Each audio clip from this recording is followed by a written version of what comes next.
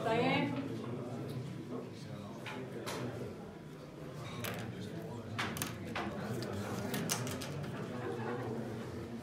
Við ætlum svona að fara að byrja, þannig að ég ætla að byrja að fá okkur sæti. Koma þessu svona á.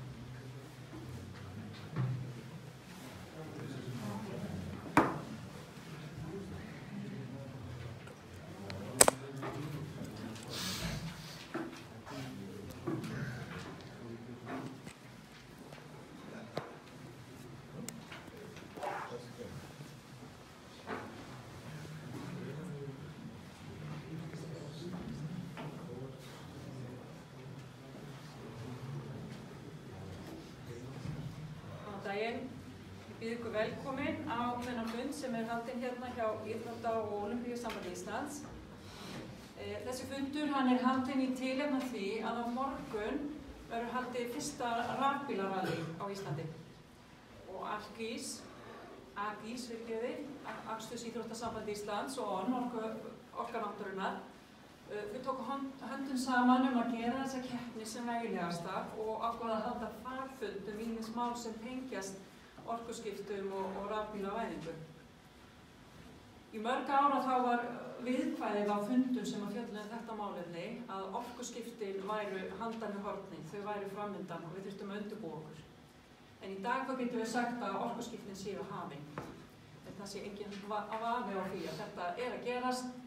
Og sem dæmi að það kynnti ríkisstjórn Íslands í síðustu viku tillögur sínar í loftslagsmálum og þar eru orkuskipti í samgöngum þungamiðja í tillögum sem þar voru lagðar fram.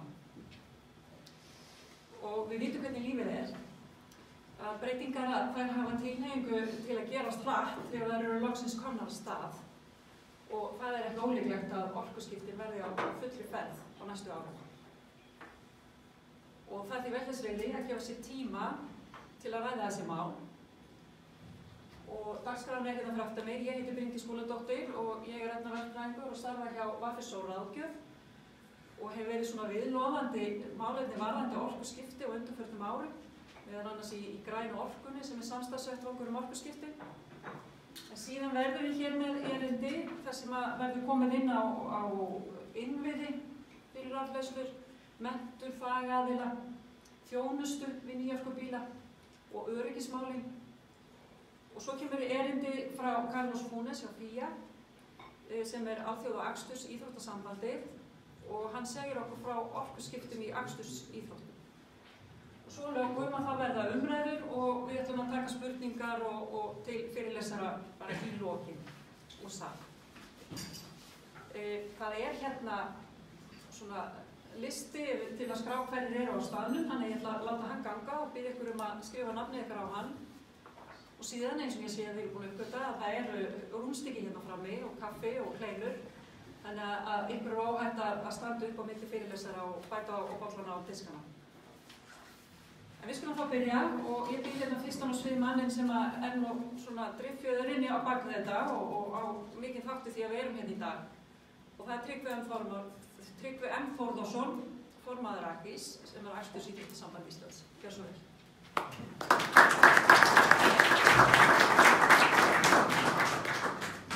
Takk fyrir og velkomin. Það ég standi aðeins, við liggur svo hátt rómur, ég held ég standa aðeins aftar. Það gaman að sjá hvað margir mættir þegar við hófum þessa vegg. Ég verð að viðurkenna það að það eru 1,5 ár liggur við frá því að ég hallaði mér upp að manni á sýningu og ráðstefnu hjá FIA og spurði hvernig þeim lítist á það að halda rafbílarally á Íslandi. Og þá my good friend Carlos Funes looked at me and said, brilliant idea.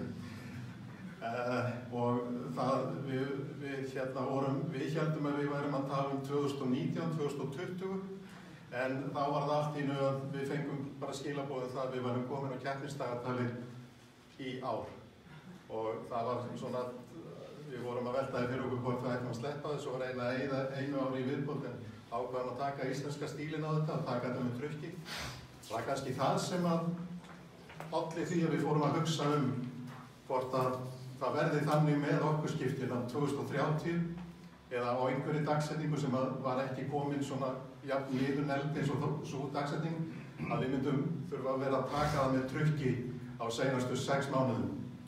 Að breyta námsefni, að breyta bifreiðaverkstæðum, að breyta varahlutalagurum og svo framvegis. Þannig að okkur langaði til þess að við vitum, eins og Bryndís sagði, þá orkuskipti veigamikill hluti af mengunar áformum ríkisstjórnarinnar og það er svona ákveðið, mann langar til að vita hvernig við ætlum að komast þangað og hvar erum við á þeirri vegferð. Það eru bara 11 ár. Það tekur sennilega í kringum 5 ár að laga menntun. Svo ekki sem kannski talað innviðina, sem að það er bara spurning um það hversu mikið af peningum er hægt að setja þetta að leggja nýja snúru.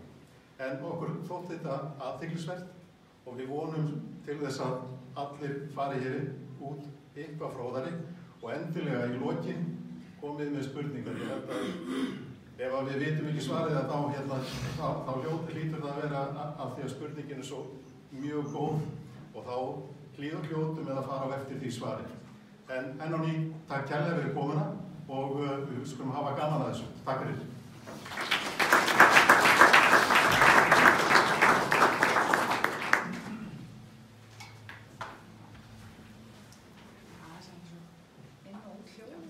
Takk fyrir Tryggvi.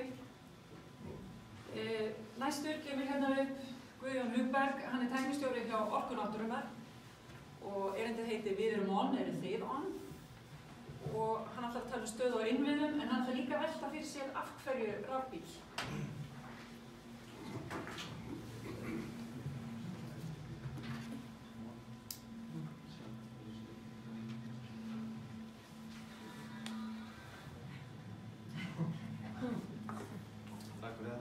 Það var ég sem ætti að gera þetta. Ég var alveg með kerfa á þessu sko. Nei.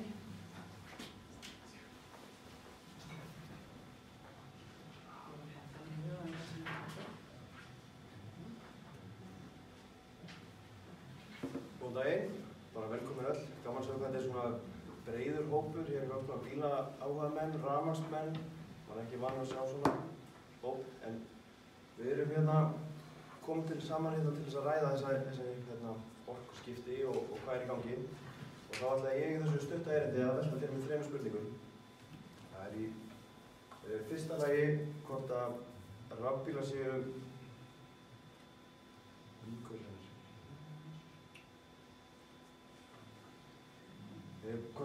yfir höfuð umhverfisvænir. Það eru sjáum fullt af greinum í blöðum um það að þeir séu það ekki og alls konar úrtölur um það.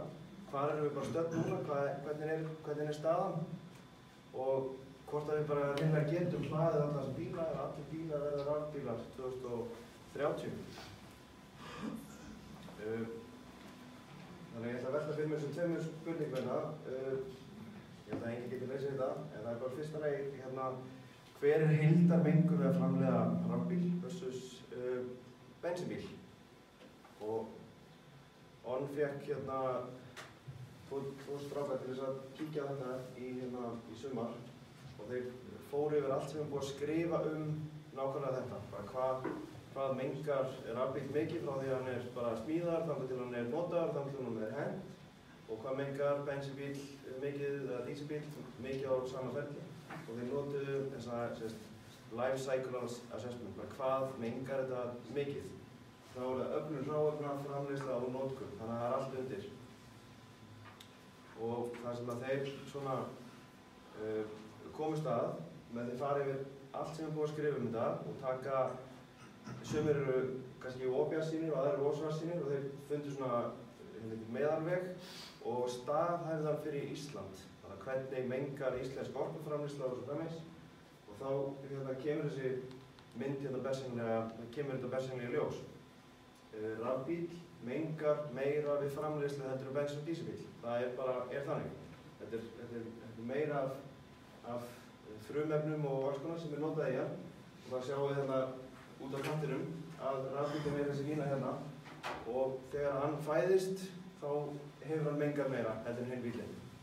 En það tekur bara cirka 1,5 ár í notkun þangað að við erum orðin jöfn. Við erum búin að menga jafn mikið og á bensín og dísilbíl eins og rafbíllinn, en svo mengar rafbíllinn bara mjög lítið í framhaldi á meðan hinir halda áfram. Og það tekið allt inn í, eins og sagði, öll framleiðsla og allt. En við erum svo heppin að búa á Íslandi, þannig að þetta kannski ekki alls staðar alveg eins og við heyrum það mjög ofta að þetta gengur hér, þetta gengur ekki fyrir aðra. En þeir skoðu líka bara hvernig gengur þetta fyrir aðra og nálgu þetta af orkumixi sem í öðrum löndum. Og þá er Ísland hérna, sigurvegari þarna í þessu, en hérna Evrópa. Þannig að orkumixi í Evrópu, þá rafmagnsbíll í Evrópu ennþá miklu umhverfisvænni heldur en sambærilegur bensín- og dísilbíll. Og ef við förum út í öfganum að það ekki til hérna, það ekki til rafmagn, það ekki til allt þetta sem þarf, þannig að við þurfum að brenna gasi til að búa það til, þá erum við samt ennþá betri. Rafmagnsbíllinn ennþá hefur vinninginn. Það ekki nema þá að við förum bara til miðalda og brennum bara kol til að búa til rafmagn, sem bara ef enginn gerir, að þá er það að vera. Þannig að við telum þetta bara að vera svona sama og við erum að tala að rafmagnsbíll sé 4-5 sinnum umhverfisvænni heldur en aðrir bílar. Og hér erum við bara að tala kolefnisígildi, CO2 ígildi. Þannig að við ekki að tala svifrykið og það sem kemur líka frá brunarefnum.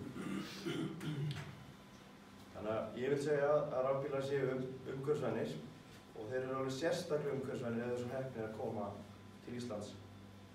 Þannig að allt rafmagn sem framleitt á Íslandi endurnýjanlegt og Ísland með ákjósanlegt loftslag fyrir rafbíla og það kannski annar punktur sem að menn að tala það sé of kalt hérna, en það hvorki kalt né heitt á Íslandi, þannig að þetta bara mjög gott svæði fyrir rafbíla. Rafhlöðum finnst mjög vont að vera mjög kalt og finnst ennþá að vera mjög heitt. Hér verður aldrei mjög heitt, þannig að þetta bara kjörlenda fyrir rafbíl. Alltaf augljósi punktar eru að við spörum það innflutning á jarðefnaeldsneyti og aukum orkuöryggi. Þannig að punkturinn rafbíl að draga verulega losun og hér sjáum við hvernig við stöndum miðað við kannski aðrar þjóðir, hvað var það hvernig rafbílar menga í öðrum löndum og Ísland og Noregur eru þarna bara á pari, má segja. Evrópusambandsmeðaltalið aðeins verra. En þá bara, hvar eru stödd núna? Hvar rafbílavæðingin á Íslandi í dag? Og þá erum við með hérna bara mjög áhugavert línuritt sem eru fjöldi rafbíla og tengiltvinnbíla á Íslandi. Og þeir sem eru vanir að stúdera markaði eða svoleiðis, þeim ætti að finnast þetta mjög áhugavert graf. Því að þessi lína orðin svo brött hérna á leiðinu að ef þú dregur hana bara áfram, þá erum við að fara að ná þessu takmarki 2030. Það bara engin spurning og virðist ekkert eins og vera neitt sérstakt vandamál. Rafbílarnir, sú lína vex ekki alveg hratt og það annað sem kemur til að ég held að fólk fá ekki endilega rafbíl eða vill hann. Hvað þetta margir eru á rafbíl? Það eru fleiri en ég bjóst við. Hvað sem margir eru að bíða eftir rafbíl? Nákvæmlega. Ég ætla að bæta við að gera það á sjó. Já, flottur. Það náttúrulega nákvæmlega. Innviðir, það margt að gerast. Hér hraðarfærslustöðvar net Orku náttúrunnar. Það eru komnar 2 aðrar stöðvar hérna á Vestfirði frá Orkubúi Vestfjarða og svo eru fleiri í Reykjavík. En þetta orðið þokkalegt. Ég held að við getum bara sagt að við getum ferðast landið svona án mikilla vandræða og þannig að það bara hvað stoppar okkur því.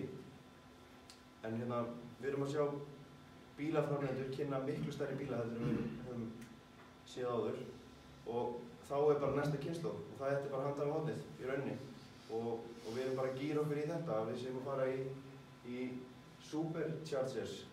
Ég segi hraðarhestur, ég óska eftir orði hérna hvað getur verið superchargers á íslensku. Hraðarhestan er tekinn þessu. Þannig að hérna, þetta verður mjög áhugavert og þessi tækni, hún getur hlaðið mikið hraðar. Það er verið að tala 350 kW. Tækin sem við erum með í dag eru 50 kW, þannig að það er margt að gerast og þetta er komið. Svo er hérna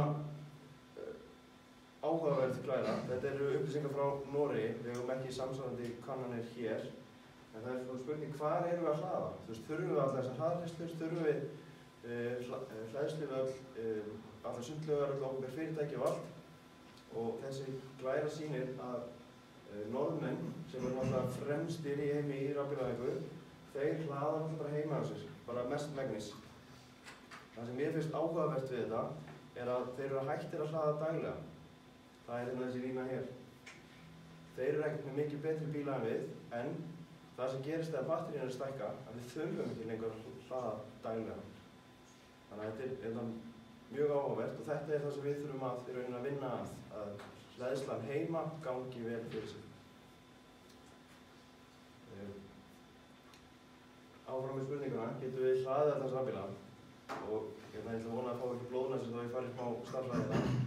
En við erum með 200.000 fólksbíla á Íslandi. Þessi tala er mjög á reiki af því að sumir eru mun fleiri ef þú skoðar bara skráða bíla en svo hvað eru margir í umferð þá er hún lægri. Þannig ég bara bjóð til einhver svona tölum. FIB hefur hérna alltaf talað 15.000 km á ári, við bara notum hana. Mjög góð tala og þumalputtaregla rafbílar noti 0,2 kWh á kílómetri. Þið með alveg vera á mótinni eða ekki, en þetta er svona cirka bát. Og þá er heildarnotkun allra fólksbíla, ef við bara myndum skipta bara núna, þá væri það þessar 600 gigawattstundir á ári. Og það er í rauninni ekkert svo rosalega mikið því að heildarúttekt úr raforkukerfi Íslands eru 18 teravattstundir. Þannig að þetta er ekki eitthvað brjála magn. Og þar eru við kannski svona með smá forskot að raforkunotkun á Íslandi fyrir stórið og allt, hún er svo mikið þannig að hlutfallsleg aukning rafbíla, það er ekkert eitthvað brjálað.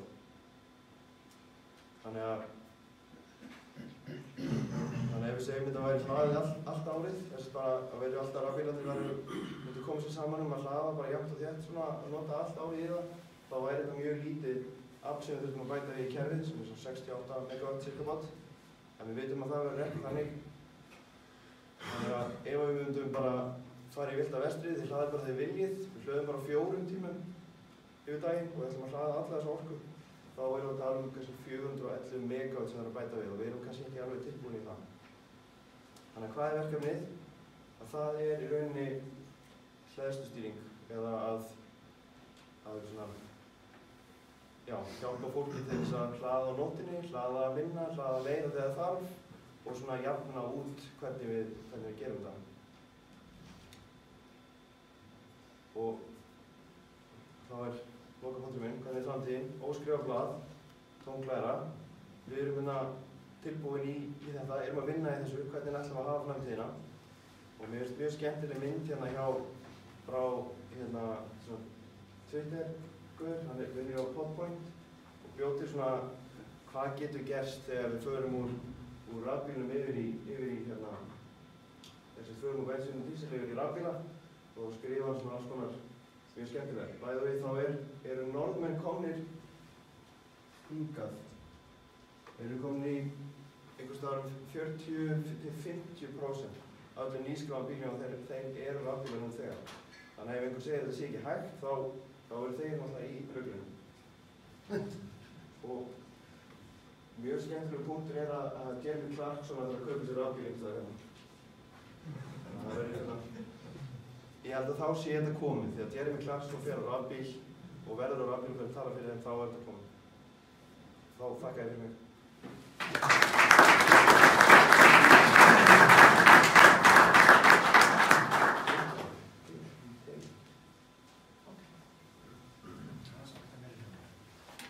Takk fyrir Guðjón. Þá það næsti fyrirlesari. Já. Má ég skjóta einu? Já, örstutt, anstutt. Já. Mér langar að fara allur bílfriði og starfsmaður samorkusamtaka orkuvinnufyrirtækja. Það sem að bæta við hjá félaginu fyrir ári. Samorka ásamt aðalfyrirtækjunum voru að gangsetja rafbílakönnun. Það sem við erum að kanna hegðun rafbílaeiganda í hleðslu. Hún fór bara af stað í síðustu viku, þannig að það við 200 eigendur rafbíla fengur sem heim bréf núna í vikunni. Það að byrja að týnast inn sem svona þáttakantur. Þar erum við að byrja þessar bílaeigendur að setja kumpa í rafbílinn sinn sem í raun og veru trakkar hleðsluhegðunina og hvort það hlaðið heima í vinnunni eða á hraðlýslustöð. Og þetta verða upplýsingar sem könnunin stendur yfir í ár. Og þetta verða upplýsingar sem hjálpa okkur fyrirtækjunum og dreifiveitunum að greina álagið í kerfinu og hvernig við þurfum að bregðast við. Þannig að ef einhverju inni sem búin að fá bréf, þá hvet ég alla til þess að vera með. Og svo hitt að ef við fáum ekki alla með, þá kann að vera að einhverju geti búið sér fram inn í könnuna. Við viljum gæta að ná svona tæplega 200 bílaeigendum í ár í þessu könnun. Takk fyrir. Takk fyrir náttúr. En þá næsti fyrirlesari og það Marín Björk Jónatonsdóttir sem sviðsstjóri iðn- og starfsnáms bílatæknibraut Borgarholtsskóla og hún ætlar að segja okkur hvernig Borgarholtsskóli tekur á breytingu sem að verða í bílgreininni og hvernig námið að þróast og henni heitir bara einfaldlega út aga.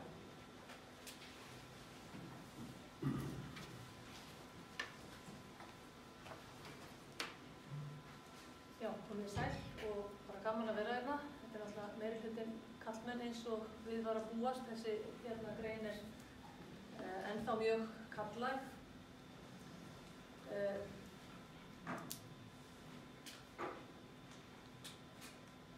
Í Borgarholtsskóla þá erum við með grunddeild fyrir þá sem ætla að fara í bílingreinar. Ég sem sagt sviðsstjóri yfir öllu iðn- og starfsnámi og þar leiðandi bílingreinum. Og við erum að kenna 3 greinar, það bifvélavirkjun og það bílasmíði og bílamálun og allir þessir aðilar þurfa auðvitað vera svolítið með á nótunum með allar þær breytingar sem í gangi í samfélaginu, hvort sem það tengist rafbílum eða einhverju öðru. Og ég ætlaði nú bara svona að stikla á stóru því við höfum nú ekki langan tíma. Þannig að það ekki bara bifvélavirkjanir, við höfum heyrt auðvitað í útvarpinu að ég hef fengið símtöl frá foreldrum sem hafa áhyggjur af því að þessi iðngrein sé að leggjast niður. Það verði bara einhver bifvélavirkjar. Það sé bara rafvirkjar í framtíðinni. Og ég nú svona, fyrst var ég mjög hissa, nú ég hægt að vera hissa þegar ég fæ þessi símtöl, af því að sjálfsögur verða áfram bifvélavirkjar vegna þess að það náttúrulega stýri og fjöðrun og það hemlar og það alls konar og það vill þannig til að það þarf ekki að vera hægt að gera við þessar bifreiðar, alveg sama hvað orkugjafi notaður. Það svo þvottavélarnar okkar, það ganga fyrir rafmagni en það bila stundum allavega mínar. Þannig ég reikna nú ekki með því að bifvélavirkjar sé að falla út. Nú bifreiðasmiðir, þeir þurfa að kunna fullt af öllum tegundum bíla og það náttúrulega hrikalega hraðar breytingar í bifreiðasmíði og kröfurnar sem framleiðendur gera. Og bílamálarar þurfa líka að kunna alls konar hluti. Þetta mjög sérstaklega hérna, ég sé ekki að sama hér. Nei, fylgstu þá bara með þarna? Nei, þetta bara hér. Ég komin allt annað.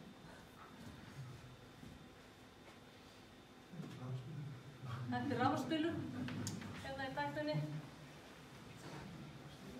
Svona, og þetta var frosið. Nú, námskráin hjá okkur í Borgarholtsskóla, hún orðin algjörlega barn síns tíma. Var fín á sínum tíma, nú 2018, nú þurfum við að stokka hlutinu og það sú vinna að fara af stað og verður sett á fullt núna í vetur og vonandi verðum við farin að keyra eftir nýrri námskrá næsta haust ef vel gengur. Talandi allt gerist hratt, þá gerist það mjög hratt. Þetta það sem við erum að kenna svona gróflega. Við erum að kenna rafbíla, það ekkert mjög mikið en við erum samt að kenna það og eigum við eftir að bæta við það. Við erum að kenna bensínbíla, díselbíla, hybridbíla, vetnisbíla og svo spurning hvort það verði einhverju fleiri orkugjafar sem að koma upp.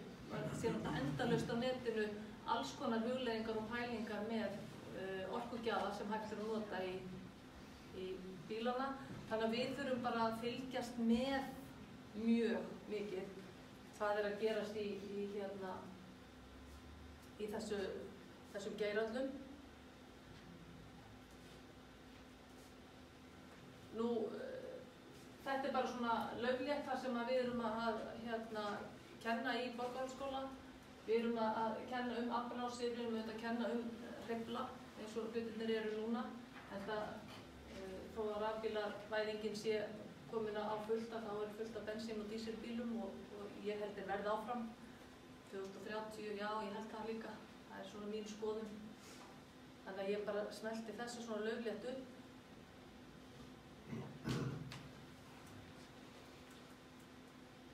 Þetta frýs alltaf reglulega, það gaman því. Gaman því, já.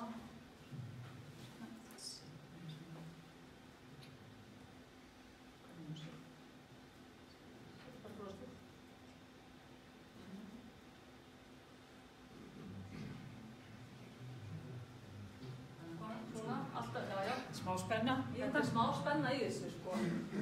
Það sem við stöndum frammi fyrir í raun og veru, það eru framleiðendur bíla. Þeir ekkert allir að fara í rafbíla. Það heila mál. Og við þurfum alltaf að fylgjast með, og í náminu þurfum við að fylgjast með hvert ætla framleiðendur að fara, vegna þess að sumir eru að fara að setja mikið fjármagn í að skoða varðandi vetnisbílana. Sumir eru að vilja að fara í áttina rafbílum, sumir ætla að fókusera meira á hybridbíla eins og staðan í dag. Það getur verið gjörbreytt bara fyrir 2-3 mánuði. Þannig að framleiðendur stýra auðvitað gríðarlega mikið því hvernig námið þróast hjá okkur. Ekki ríkisstjórn Íslands, heldur framleiðendur bíla, þeir hafa bara dálítið mikið að segja. Og þar þurfum við að vera á tánum. Þess vegna erum við meðal annars núna að endurskoða námsskóla hjá okkur og erum að fara erlendis til að skoða aðra skóla hvað þeir eru að gera í þessum málum. En þetta eru þeir aðilar sem við þurfum að fara eftir og vera á tánum. Þetta eru gríðarlega spennandi og hraðar breytingar í bíltæknigreinum bara almennt. Svo við erum mjög spennt fyrir að vita hvernig framhaldi verður. Erum ekkert að fókusera eingöngu á rafmagn, alls ekki, þó við kennum töluvert rafmagn. Það allt undir hjá okkur. Nú, ég var á 4x4 sýningunni síðustu helgi og það hljóti einhver fleiri en ég að hafa dottið þarinn. Alveg ótrúlega skemmtileg sýning og það vaknaði þetta alls konar hugleiðingar og það þetta verða til alvöru jeppar, rafmagns. Bara verður það til. Núna erum við ekki að draga stórar þungar kerrur, stórar þung hjólhýsi eða eitthvað almennt á rafmagnsbílum. Hvernig ætlum við að gera það? Það í öðrum hvoru bílastæði einhver hjólhýsi eða stór tæki. Snjósleðakerrurnar, mótorhjólakerrurnar, hvernig ætlum við að koma þessu fyrir? Eða má ekki nýskra neitt með bensín og dísil eftir 2030? Þetta svona spurningar sem við stöndum svolítið frammi fyrir og bifreiðasmiðirnir mínir til dæmis, þeir eru að koma mikið nálægt öllum þessum breyttu bílum. Þannig að þetta stór spurning í þeim geira. Varðandi hálendisferðir, við komumst alveg á rafbílunum okkar upp í Landmannalaugar, það ekki erfitt að fara upp í Landmannalaugar. Hvað ætlum við að gera þar? Verður hraðleiðslustöð þar? Ég veit ekki. Eða kippum við dísilvélinni bara út og setjum hann í gang til að hlaða geiminn þegar svo við komumst heim aftur? Ég veit ekki. Ég er ekki búin að sjá hvernig þetta þróast. Þess að segja, mér finnst það spennandi. Mér finnst spennandi að vita hvað gerist. Hvað handan við hornið, af því að eins og kom inn á áðan, þá framtíðin svolítið svona aukt blað. Og við erum öll svolítið bara að spá í hvað gerist. Nú líka ef við ætlum að fara yfir á sem nú vinsælt ef maður fer upp á hálendi, veit ekki, ég reikna nú með því að hverjan inni hafa þokkalega stóran jeppa og fara svona upp á hálendi, ekki? Ok, það eru færri heldur ég hélt. Ég held að vera fleiri svona í þessum skemmti iðnaði. Nú líka varðandi mótorhjólin, varðandi vörubíla, varðandi vinnuvélar, það er svo margt sem ósvarað þegar kemur að rafmagnsbílum. eitt sem ég velti fyrir mér út af þessum hleðslustöðum og hraðhleðslustöðum, nú bý ég í blokk og munu þá Orka Náttúrunnar til dæmis taka að sér þann kostnað að setja hraðhleðslustöðvar við stæðinni í blokkinni heima hjá mér þannig að ég get verið með rafbíl og hlaðið hann á nóttunni. Þannig að ég veit að finnst lausn á þessu, en mér finnst þetta spennandi, ótrúlega spennandi og þess vegna þarf menntunin okkar að snúast allt mögulegt. Við þurfum að vera á tánum, við þurfum að vera viðbúin að stíga til hægri og vinstri. Þetta bara svolítið eins og að ég var í handbolta í mjög mörg ár. Þetta bara svona eins og spila leik í handbolta. Þú ert alltaf að lesa leikinn stanslaust, við erum stanslaust í skólanum að lesa hvernig mun þetta þróast. Og við bara bíðum alveg spennt og svo kemur ný tilkynning frá Hondu hvað þeir ætla að fara að leggja áherslu á framleiðendur þar, framleiðendur BMW, framleiðendur eitthvað annars og við þurfum að vera á tánum. Þannig að stefnan með okkur í menntamálum að vera með tiltölulega sveigjanlega námskrá af því að við þurfum, það verður áherslu á aukinn sveigjanleika og aðlögunarhæfni í þessu námi af því að við vitum ekki hvert það fara, við vitum ekki hvert framleiðendur ætla að fara. Þegar við vitum það, þá getum við farið að fókusera miklu meira. Það svona okkar sýn á þessa þróun. Þannig að aukna kröfu til þekkingar, leikni og hæfni þeirra aðila sem starfa í bíltækni greinum mun aukast held ég og við þurfum að fá fullt af fólki inn í þetta og okkar sýn almennt. Ég tók náttúrulega miklu umræðu þetta við mitt starfsfólk fram og tilbaka og vini mína sem tengjast þessum geira mikið að það voru allir á þeirri skoðun að tvinnbílarnir væru hybridbílarnir væru það sem myndu verða ofan á, ekki pjúra rafmagn. Við vitum það ekki, þetta var svo ágiskun, við ættum að leggja í pott og sjá hvað verður. En okkar sýn það að það verða fjölbreyttir afgjafar til staðar næstu áratugina og við þurfum bara að vera á tánum. Við þurfum bara alltaf að vera vakandi fyrir því sem að gerast og alltaf að vera að fylgjast með framleiðendum svo við getum stíð ölduna í samræmi við það. Og erum út taka? Já, klárlega, alls konar tækjum, alls konar bílum á næstu áratugum, það held ég. Ég held að ein leið sé best, allar hafa kosti og allar hafa galla. Ég held að sé alltaf vont ef við verðum þröngsýn og höldum að eitthvað eitt sé rétt. Og hann var nú að tala varðandi rafmagnsbílan og mengunina, bara mjög fróðlegt að sjá þetta sem hann settir upp. Það sem ég fannst vanta, það var þegar við erum að farga batterínu í loki. Þetta var allt. Og það kom engin auka mengun við fargun á batterí eftir þessu. Ok, það kemur óvart, það þvert og í það sem ég vissi. En þetta spennandi. Já, ég ekki að draga því það. Þetta bara komið á óvart og ég fagnaði ég var það í máli. Það finnst mér að frábært, Og þetta síðasta þetta með kóbaltnámurnar sem við erum búin að lesa í fjölmiðlunum, maður alltaf á spá. Svo fullt af mengu við bensín, fullt af mengu við dísel og við fáum fullt af upplýsingum. Þannig internetið það flæða upplýsingar og rannsóknir og við þurfum bara stanslaust að vera að lesa og afla okkur upplýsingar þar. En sveigjanleiki, aðlögunarhæfni, vera á tánum, það eiginlega markmiðið í náminu okkar. Og svona til gamans setti mynd af okkur stelpunum sem vorum að fara í mótorhjólaferð, okkur til skemmtunar, undirsök ánægjur, allar með bensínmaður. Svo þetta komist eitthvað áfram. Enginn hraðhleðslega veit annað. Heyrðu, en takk fyrir mig.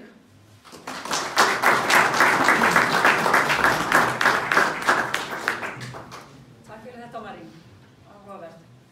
Heyrðu, og næstu kemur hér upp Bjarki Harðarsson, hann framkvæmdastjóri Bílson og hann við förum úr skólanum inn á vinnustæðina, hvað þurfa verkstæðin að gera og hann ætlar að segja okkur hvaða áskoranir blasa við verkstæðum til að geta tekist á við þessa nýju tækni. Og hvað slær maður á músinu til að koma? Ég skal byrjum á þessu hérna bara, fáðu upp.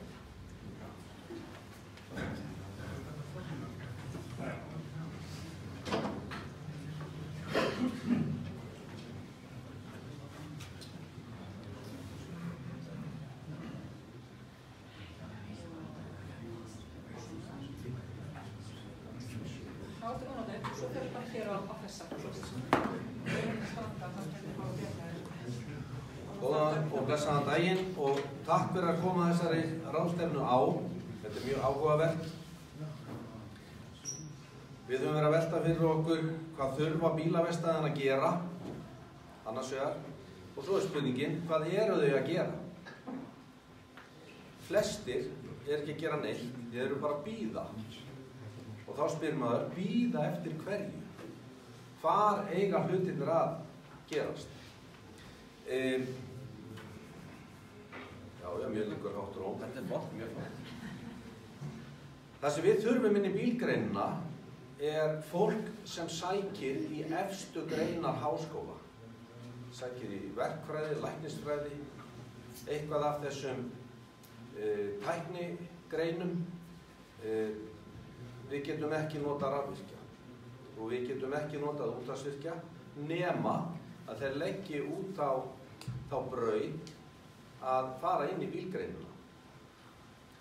Bílgreinin frá því að ég lærði bifvélavirkjun og lærði að skipta kert og platínur, þá hefur hún breyst vegna þess að tækni og tölvuöldin hóf innreið og hvað gerðist þá? Þá stór maður með 2 hendur, sleggju og skrújárn og maður horfði hún í húttið, maður hafði engar upplýsingar. Við þurftum að fara þetta á handaflinu og hyggjuvitinu.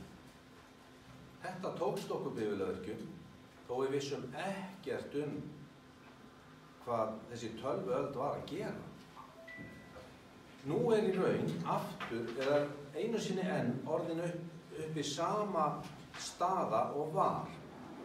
Og ef við skoðum aðeins söguna, þá þegar að tækniöldin kom inn og við fórum þetta á handaflinu, að þá gekk Bílgreinasambandið fram fyrir skjöldu með innflytjendur bíla í fararbroddi og þá satt ég í stjórn Bílgreinasambandsins og þá var það Bogi Pálsson í Toyota sem að laðist á sveifina með okkur vegna þess að hann hafði þá sýn og hann hafði fengið svo góða kynningu á því frá sínum framleiðanda að það þyrfti að grípa til mjög alvarlegra aðgerða í því að mennta bifvélavirkja. Þá stofnuðum við fræðslumiðstöð bílgreina sem var mikið og gott verk að gera og það var gert með félagi iðn- og tæknigreina eða sem sagt verkalýðsfélaginu og þarna var stofnuð mjög öflug endurmenntun. Þá er náttúrulega, þá eins og nú, að þá voru annars vegar forgöngumenn og hins vegar sporgöngumenn. Við forgöngumennirnir fórum á undan og svo fylgdu hinnir á eftir. Það var mikill ótti í fólki og þeim sem voru að reka verkstæði þá tíð að það ætluðu svo margir að gefast upp en gerðu það ekki. Þessi sami ótti er uppi í dag. Og hvað hefur maður upplifað? Maður hefur upplifað það að fyrst kom tölvuöldin, svo breyttust hlutirnir og þá allt í einu fóru að koma dísilbílar með alls konar stýringar og dót. Þeir fóru líka í gegnum það. Svo kom metanir. Þeir fóru líka í gegnum það. Og við erum að vinna í metan.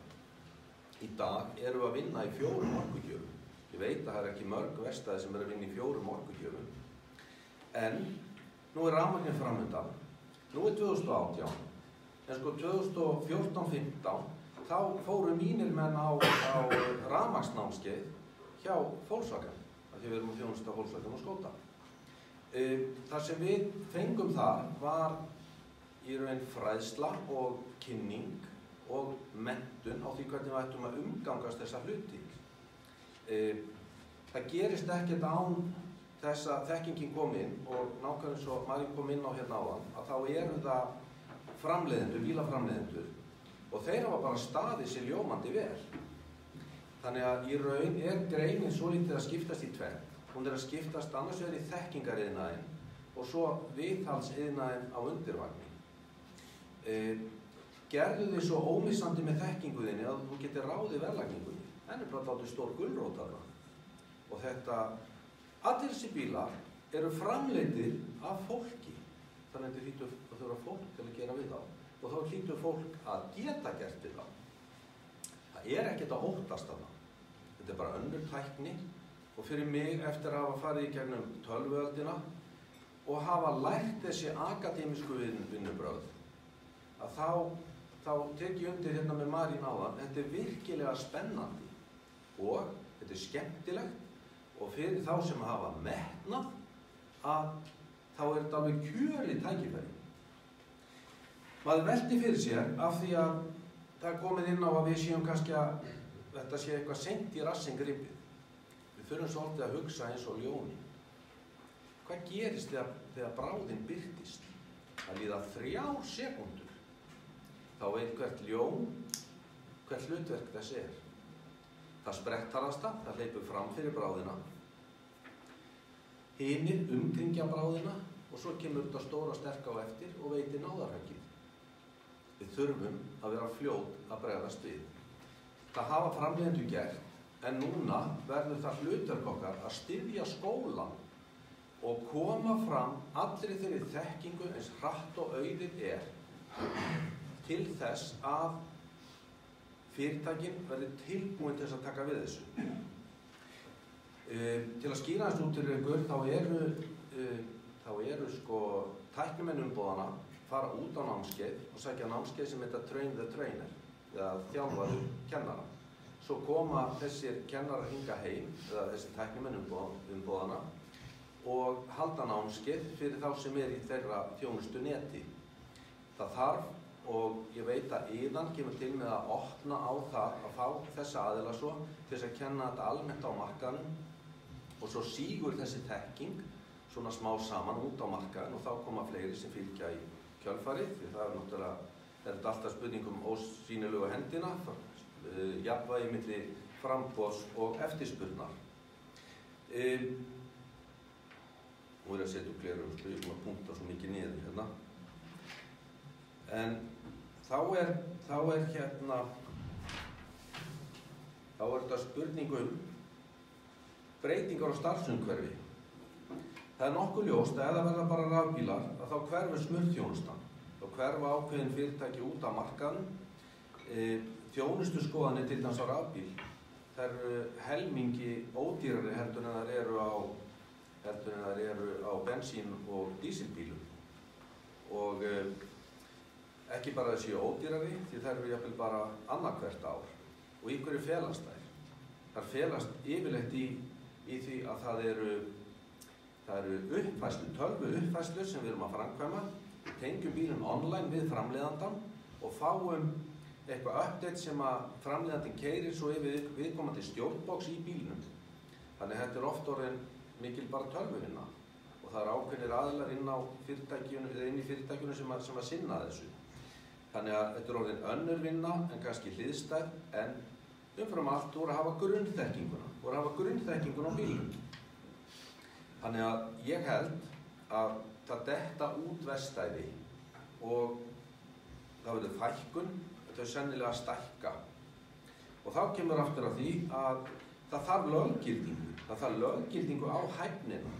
Það má ekki hver sem stíga inn í það að eiga við rafbíla og það þarf að beita ákveðnum aðferðum við rafbílinn sem eru af þeim toga að þú mátt ekki byrja að vinna ákveðna verkþætti nema að það sé búið að aftengja mögulega eitthvað í bílnum.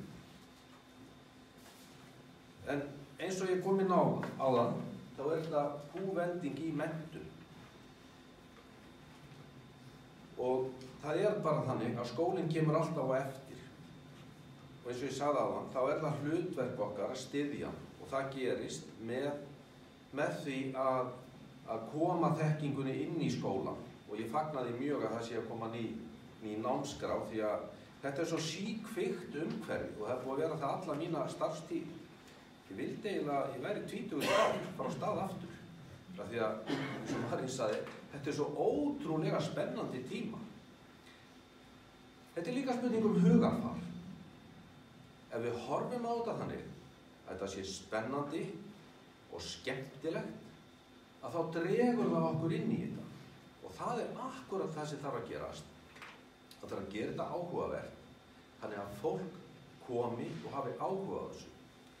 Og svo líka eins og ég sagði áðan með gulrótina, það er alveg á hreinu og ég veit alveg í mínu fyrirtæki að það töluvert mikið launabil á milli tæknimanna sem að sinna 4 orkugjöfum annars vegar eða bara skiptum bremsuflossa og húsgerð.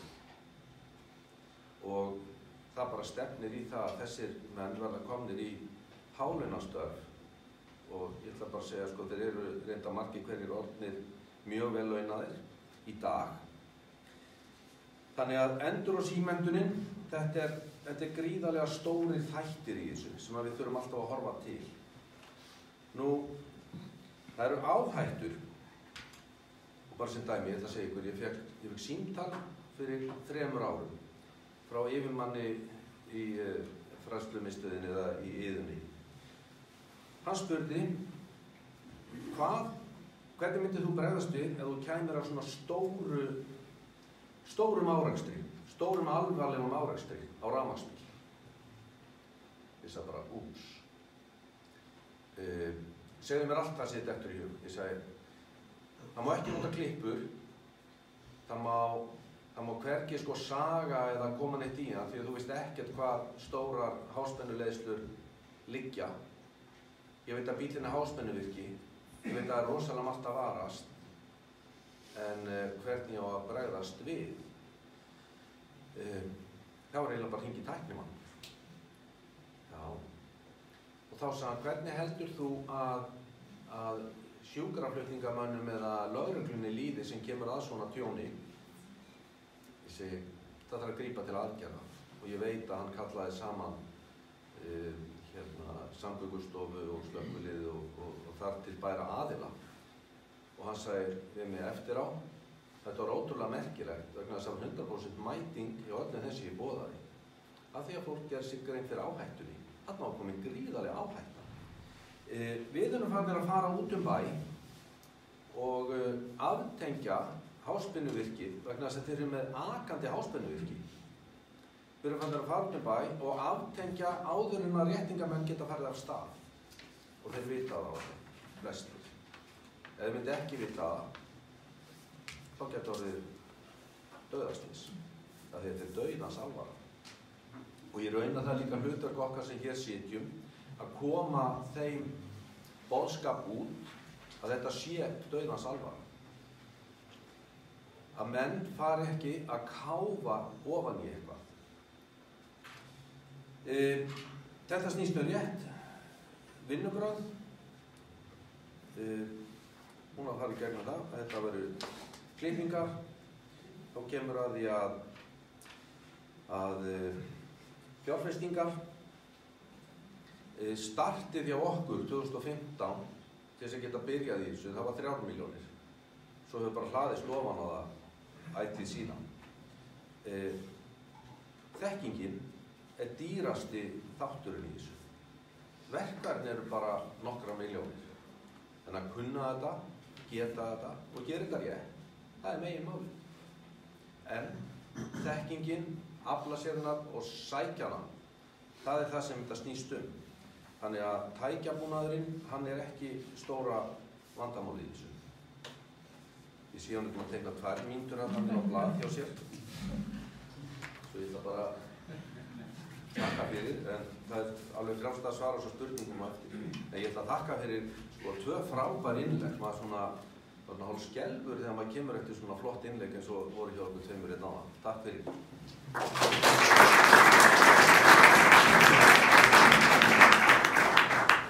Já, takk fyrir. Ég tek undir það að þetta er virkilega flott erindi hérna og gaman að hlusta á þetta.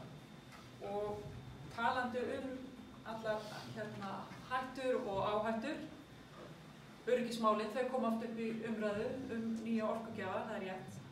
Og þá fáum við hérna núna Bjarna Ingimarsson sem er aðstoðarvarðstjóri slökkviliðs Reykjavíkur og hann ætlar að fjalla viðbragðsáætlun nýjar áskorunum með nýjum orkugjöfum. Það er að segja ef ég finn hérna músina og næja skipta hérna.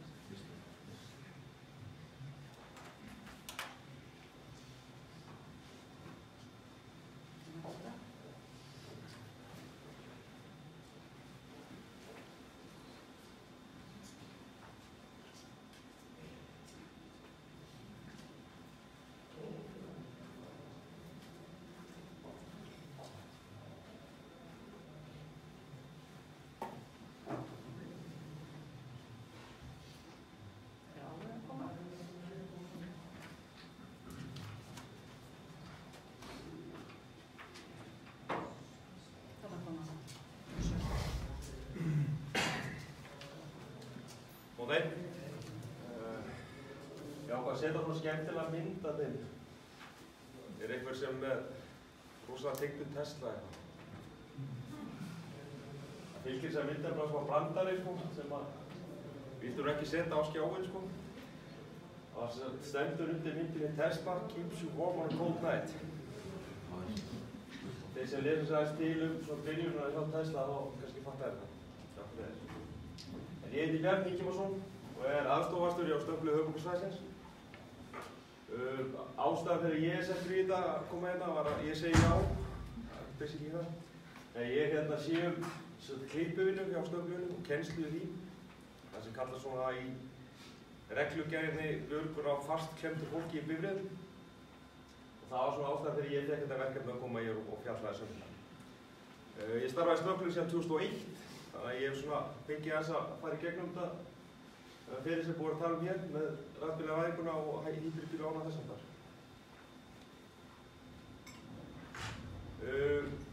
Kannski fara,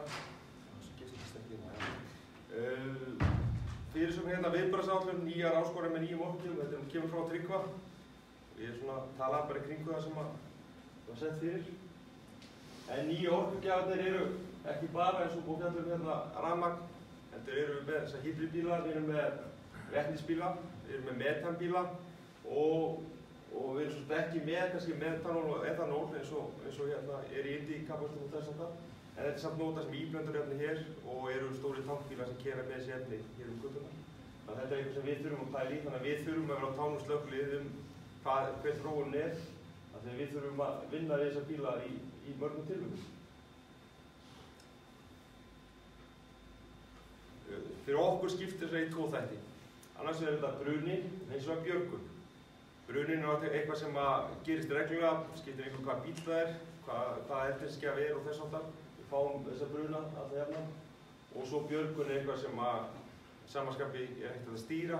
Þetta eru bara bílar lendi í áræðri og við komum þar að og þar undir þurfum að vera tilbúnir í bæði þessi verkefni.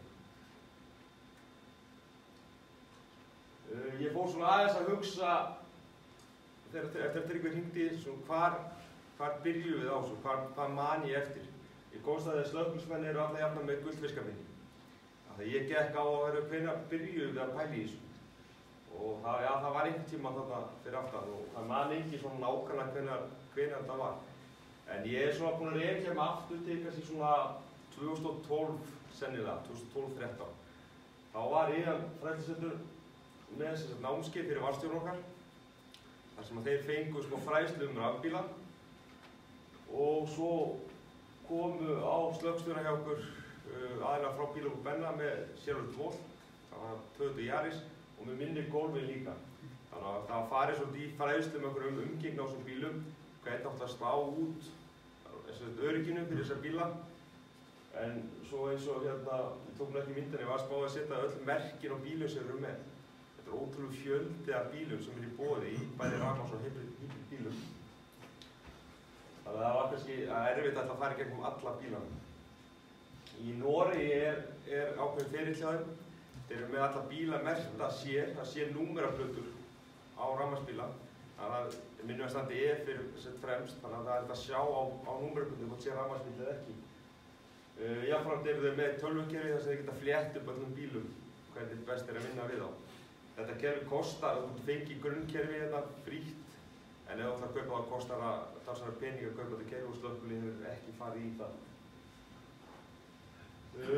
Kennslan á þessu tíma var nákvæmlega þessi. Það er þessi rafmagnshætta. Þeir eru afsakað að ég ætla að líta að því ég fæ ekki upp á skjáin hérna, glærana. Og það er þessi rafmagnshætta og þessi háspennu hætta. Þetta er það sem við vorum með bæði fyrir 2012-13 þegar við byrjum að skoða þetta og eftir þá fræðslu. Menn voru, basically, ég get sagt að bara skíthræddir við þessa bíla. Og ef það komur tilvík með eitthvað rafmagnsbíla þá var byrjað að hringja eitthvað sem þekkti eitthvað til að spyrja hvað þau að gera, hvernig við vinda, hvað þurfum að passa. Við erum alltaf með stígvél sem eru gúmmífóðruð þannig að þau ekki að leiða rafmagn. Við vorum byrjað að kaupa þessa klippuhanska, þessa háspennuhanska, diggir gúmmívellingar til að vinna með. Og svo sett inn þetta reikunartæki að þegar batterið sem skemmast, þau náttúrulega gefa frá sér einingu. En við fórum, ég byrjaði svo 2015 fór ég á námskeið í Bretlandi í björgunarfólki og byrjum og það sem Guðmundur svona talið bara Klippuna.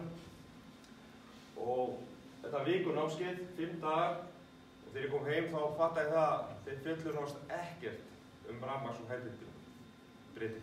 Hann bara ekki komið að það.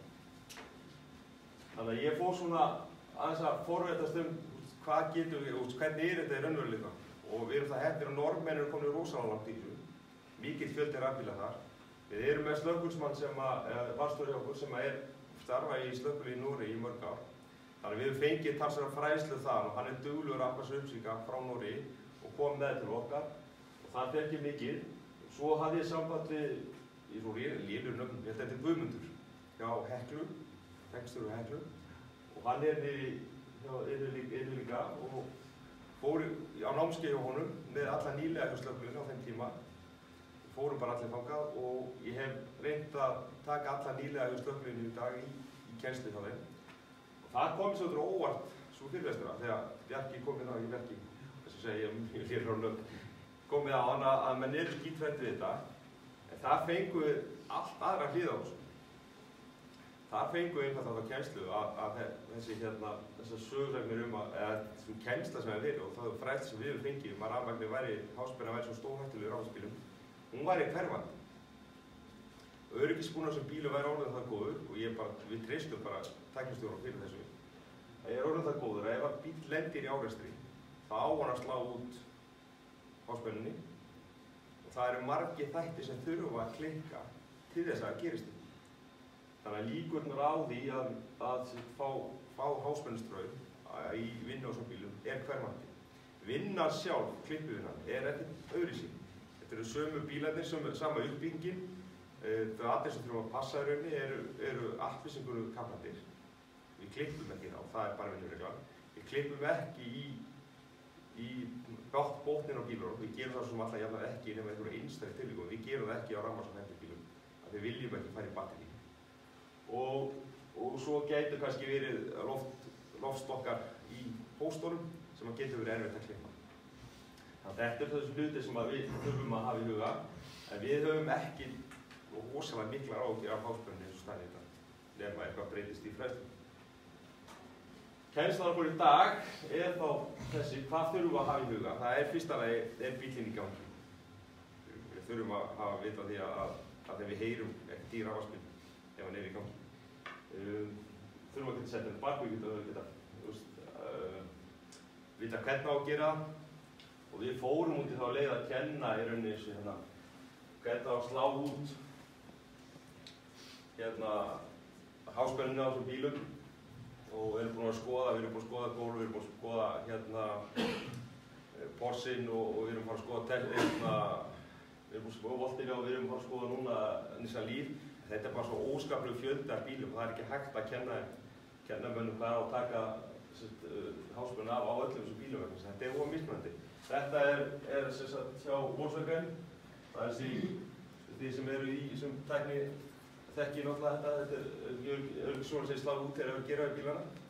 Og við getum klippt á þessar 4 grunnu víra sem ganga hérna inn í til þess að slá út rafmagninu, háspennu. Þetta er bara í húddinu á Volkswagen, en ef við ætlum að fara í Boss Scion, þá var það í afturbrettinu hægra megin. Og það er ekkert auðvelt að komast að þessu, ef við komum klestan bíl, setja afturhendan á honum, og svo er það bara misjafnt til bíla hvernig þetta komast að það er vonlaust fyrir okkur alltaf að þekkja alla þessi bíla, nema að hafa þá þetta forrit sem við höfum ekki fengið í dag til þess að geta séð þetta á hverju einasta bíl.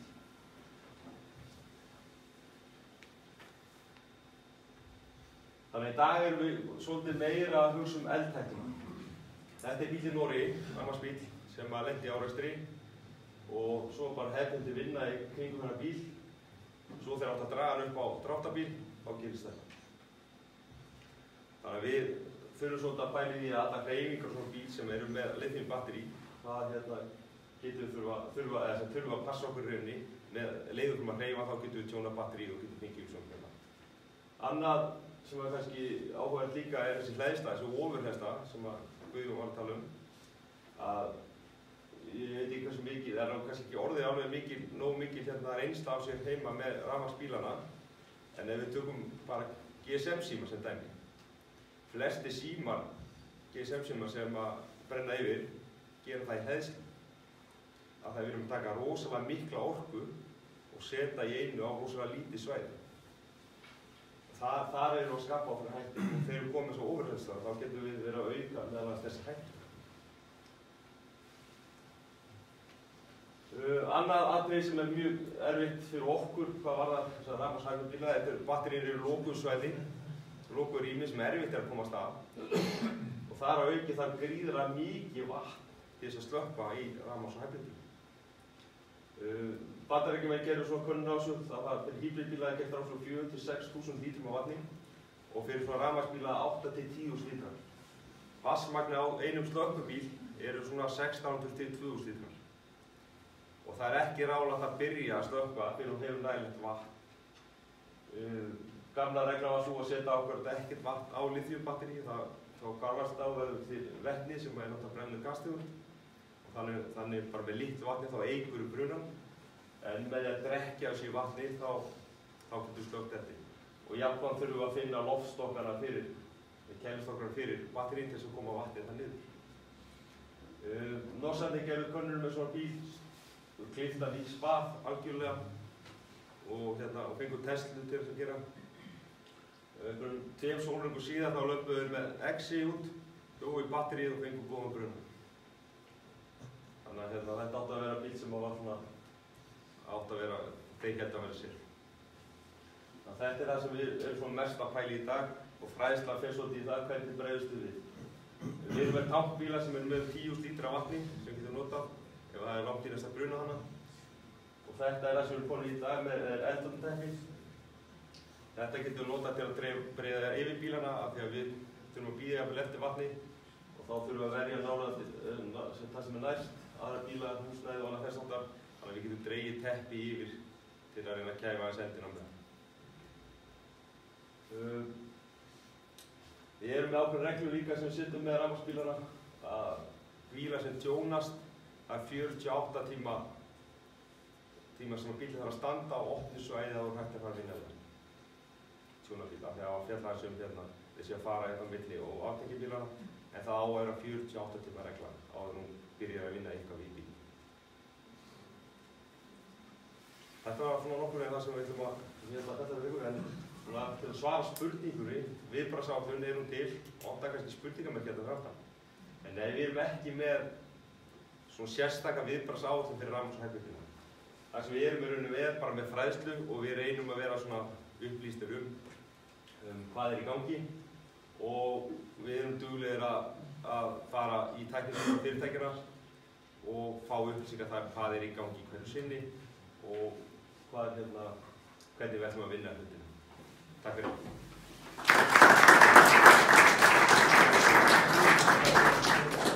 Takk fyrir Björni.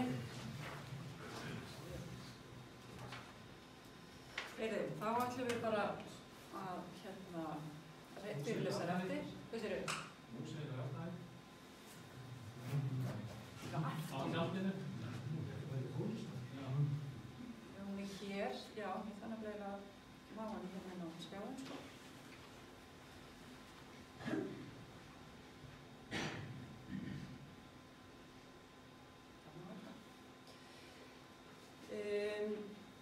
Eins og ég sagði í byrjun að þá er þessi fundur, hann er haldinn í tengslum við ERALI sem að verður á morgun og á verður á morgun á laugardaginn og ég ætla að sýna ykkur bara hérna dagskrána og það verður ræsing við höfuðstaður og ON á Bæjarálsi og þar er fólk velkomið að koma og fylgjast með ræsingunni og umhverfisráðherra og Líf Magnús doktorformaður umhverfisráðs verða á staðnum til þess að hlaupa þessa stað. Svo sjá ég hérna dagskrána, það er farið síðan á Selfoss og þá er hleðsla og þá er bara farið í sund og fólk fær sér að borða en þetta er eiginlega svona slow rally með takt við svona þessa slow hreyfingu sem er tískunum á slow food og svo leiðis. Svo er farið á á Hellisheiðarvirkjun og svo aftur á morgun og alltaf inn á milli bara svona að fara á kaffihús og fara í heitapottin. Þannig að þetta er fólk sem að kann að lifa og slagga og njóta. Alvöru fólk.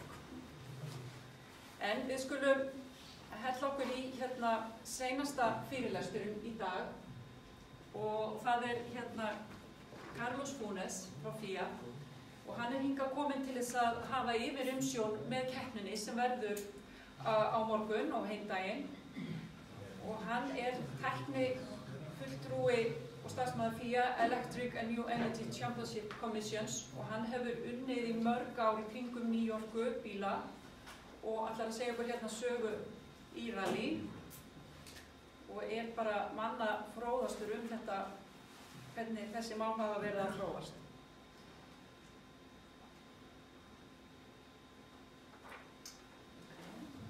So Carlos, you're welcome. And he's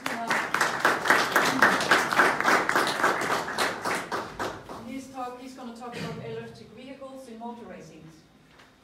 Just move up or down is over here. Yeah, up is just here. Yes. Over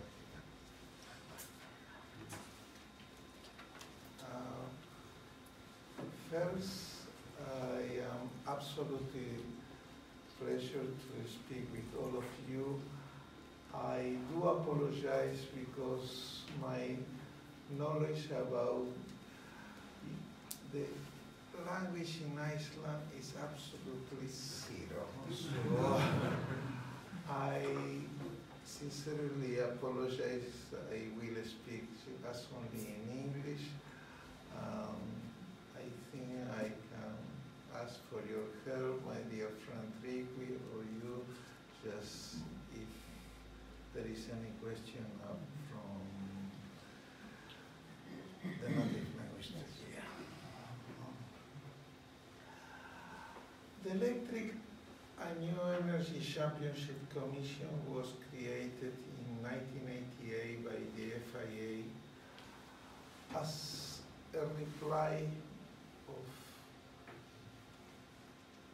of the need from the FIA to be involved in the world of new energies. But it was till 2010 in which, under the presidency of FIA of Mr. Jean Todt and the president of the commission, Professor Burkhard Goschel, that it was decisively decided to work mainly in electricity, meaning electric vehicles and or hybrid vehicles, and also in the future to start to work in the area of hydrogen. Everything in relation to its applications in motor racing. Electric vehicles have been around us for a very long time. Actually, at the beginning, they were coexisting at the same time alongside with the steam vehicles, the internal combustion engine vehicles, as in the work of Mr. Thomas Edison.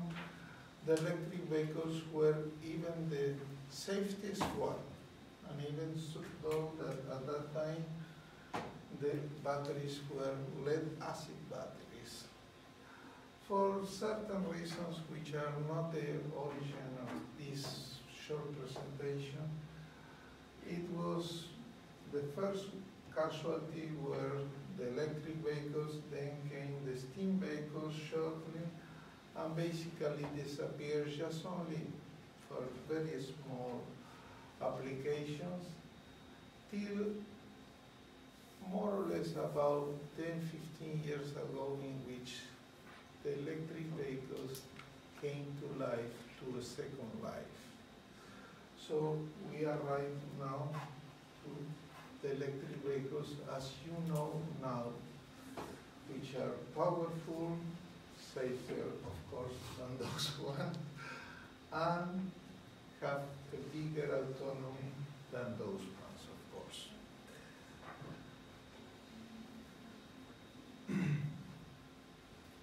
FIA is trying to use its power on the area of sport and with its sister mobility, just to pursue the usage of electric vehicles through the part of a sport.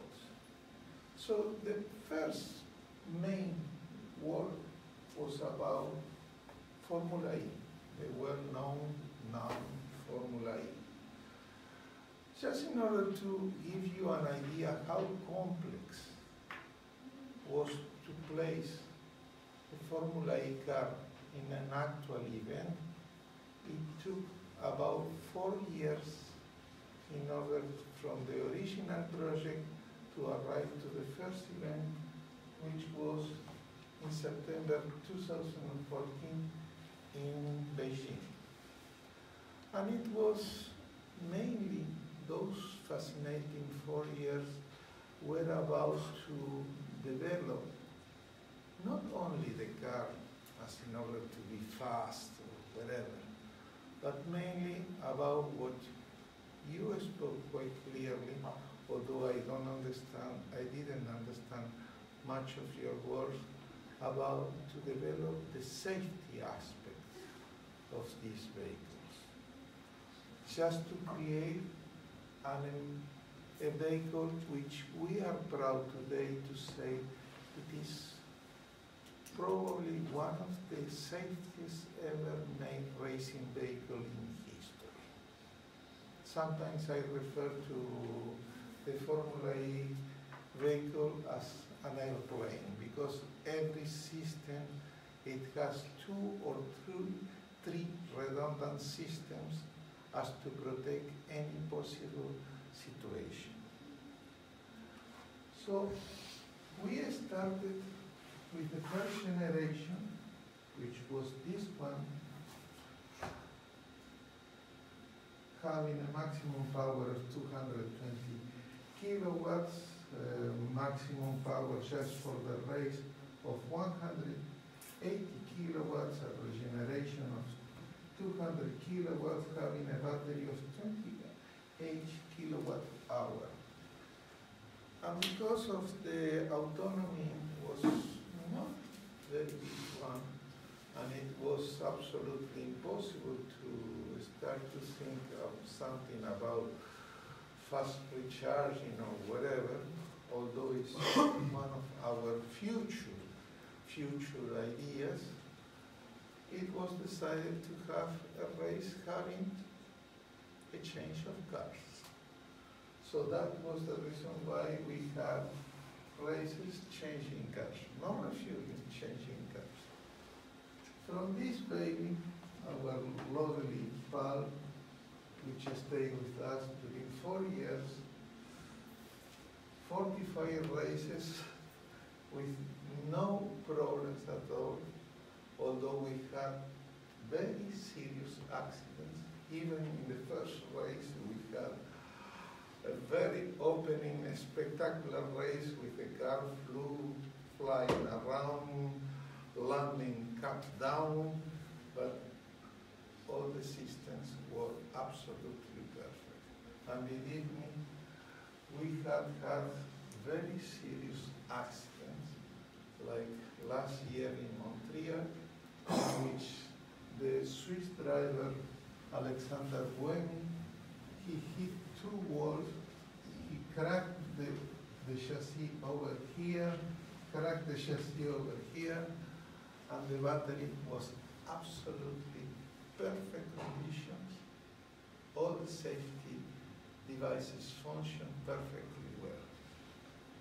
From that car, we are arriving now to the second generation, which is this baby. This car is faster, this car is much more powerful, and very important, it has more autonomy than the previous one. So we will have a full race just only with a single car. This is part of the evolution. But the project from FIA about electricity is not stopping just only in Formula E. Now, beginning tomorrow, you will see our latest acquisition, which is the e-rally regularity.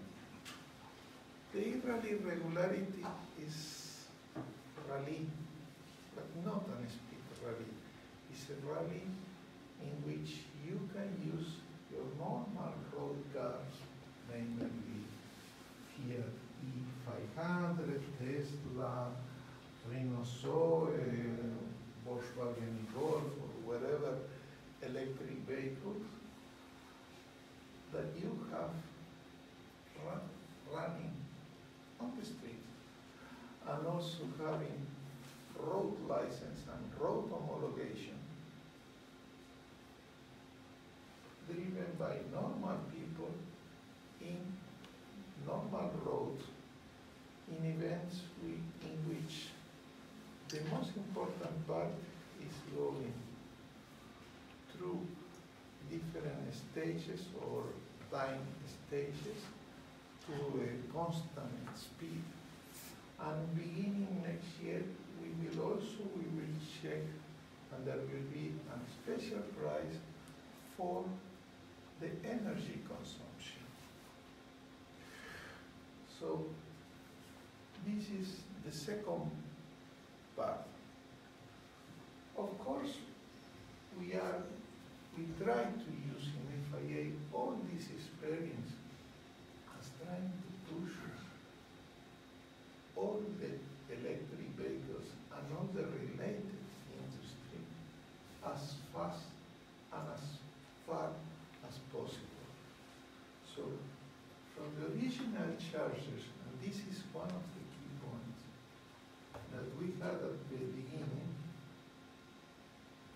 we want also to make the evolution of these ones from the super fast chargers like the ones from Tesla to the ones mixing normal network and solar panels like the ones developed by ABB in Switzerland, and also the wireless charging like the ones developed by Qualcomm.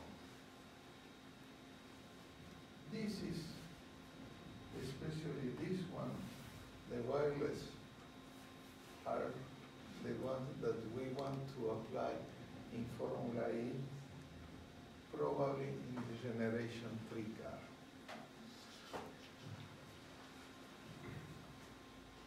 The other point that we are also working is about, this is one of my favorite projects, this is electrokarting. This is only for young people, maximum 17 years old. This is a picture in the German championship. These electric kartings were developed in cooperation with Rotax, DEKRA, and with the support from Porsche Institute. Many cities around the world are facing the problem of pollution, noise pollution, and environmental pollution. That's the reason why many cities around the world, like for instance, Paris, have already prohibited karting areas within the cities, except the ones that are having electric kartings.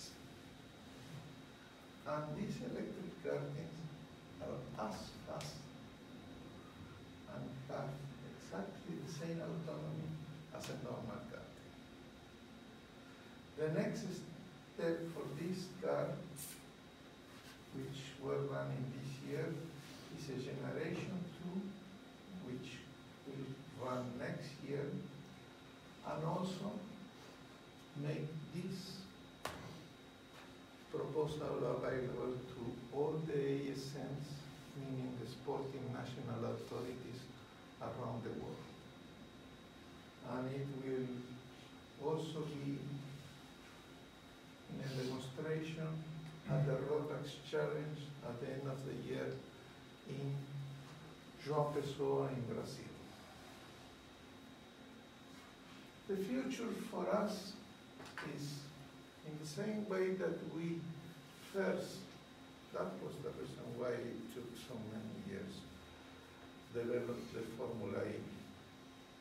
In the same way that first we developed all the safety protocols and the safety standards after which any electric vehicle or hybrid vehicle using in motor racing, no matter the class, should respect.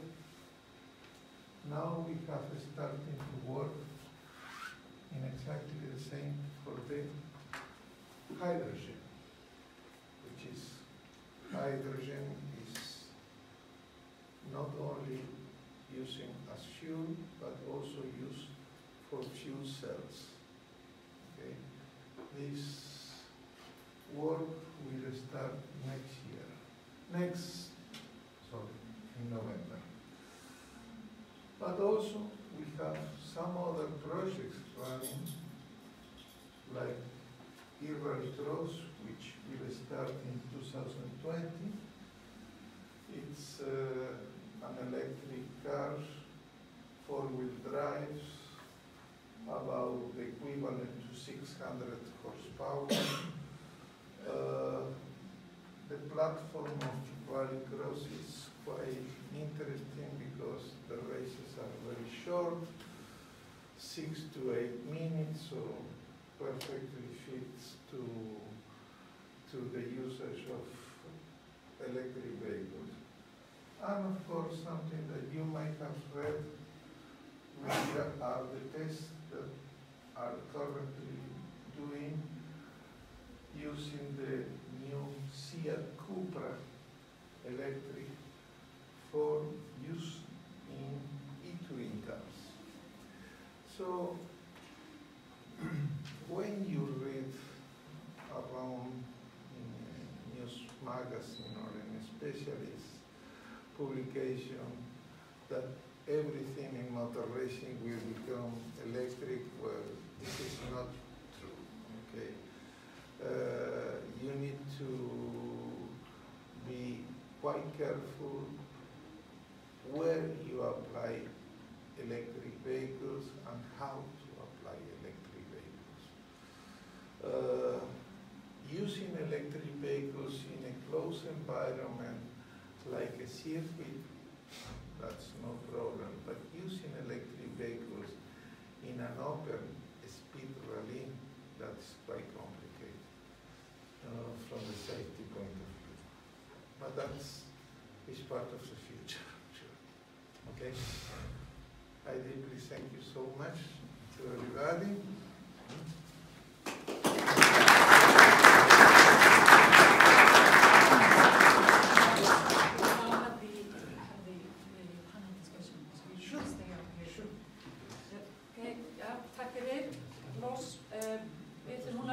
Umræður, þannig ég ætla að biðja fyrirlesarinn að koma hérna upp og standa bara hérna svona til hliðar.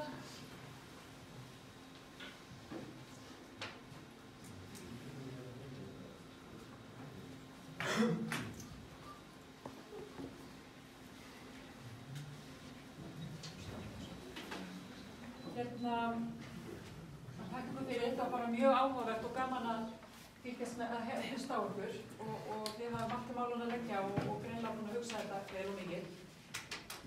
Og ég ætla að fá spurningur úr salin. Ég ætla fyrst að kasta einni spurningu til ykkar allra. Ríkisstjórnin hún setti fram í síðustu viku markmið að nýskráning dísel- og bensínbíla yrði óheimil eftir 2030. Við láta þess að fá eitthvað sjónum með það hvort við séum tilbúin í það. Kannski bara fá að byrja á Carlosi. Carlos, I have a first question for the panel. The government of Iceland said last week that in 2030 new registration of diesel and benzene cars will not be allowed.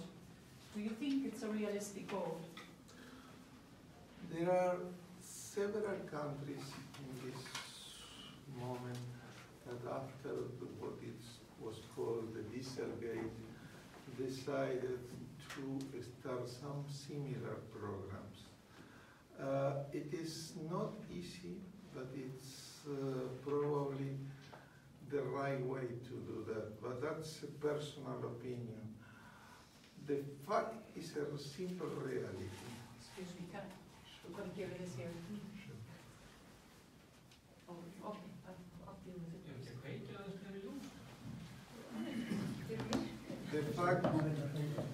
The fact is a simple reality. Today we have a big problem, probably here in Iceland, not too much, but we have a real big problem about pollution.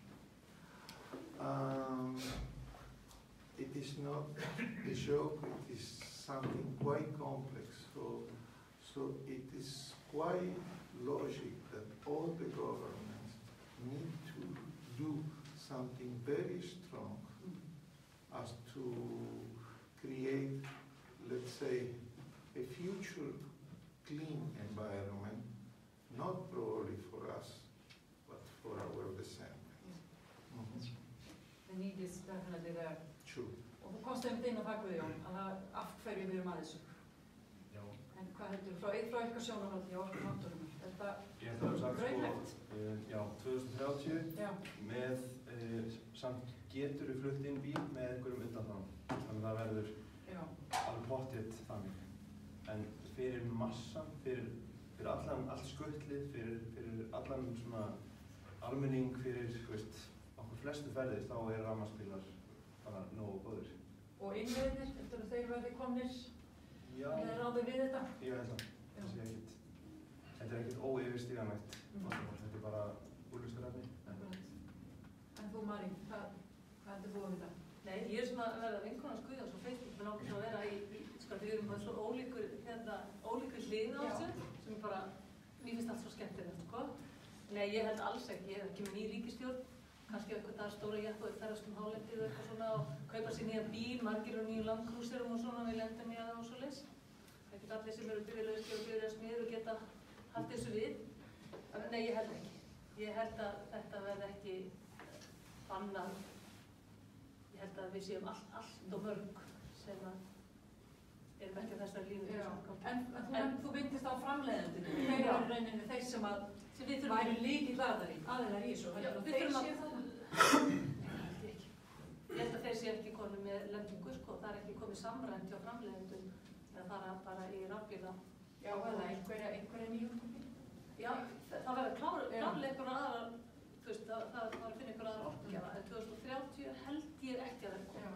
En kannski hef ég bara rátt fyrir mér og þá það bara frábært. En hvað segir þú, Bjarki? Ég er svo ánægð með að Marín skuli verið í framdrifinu, sko.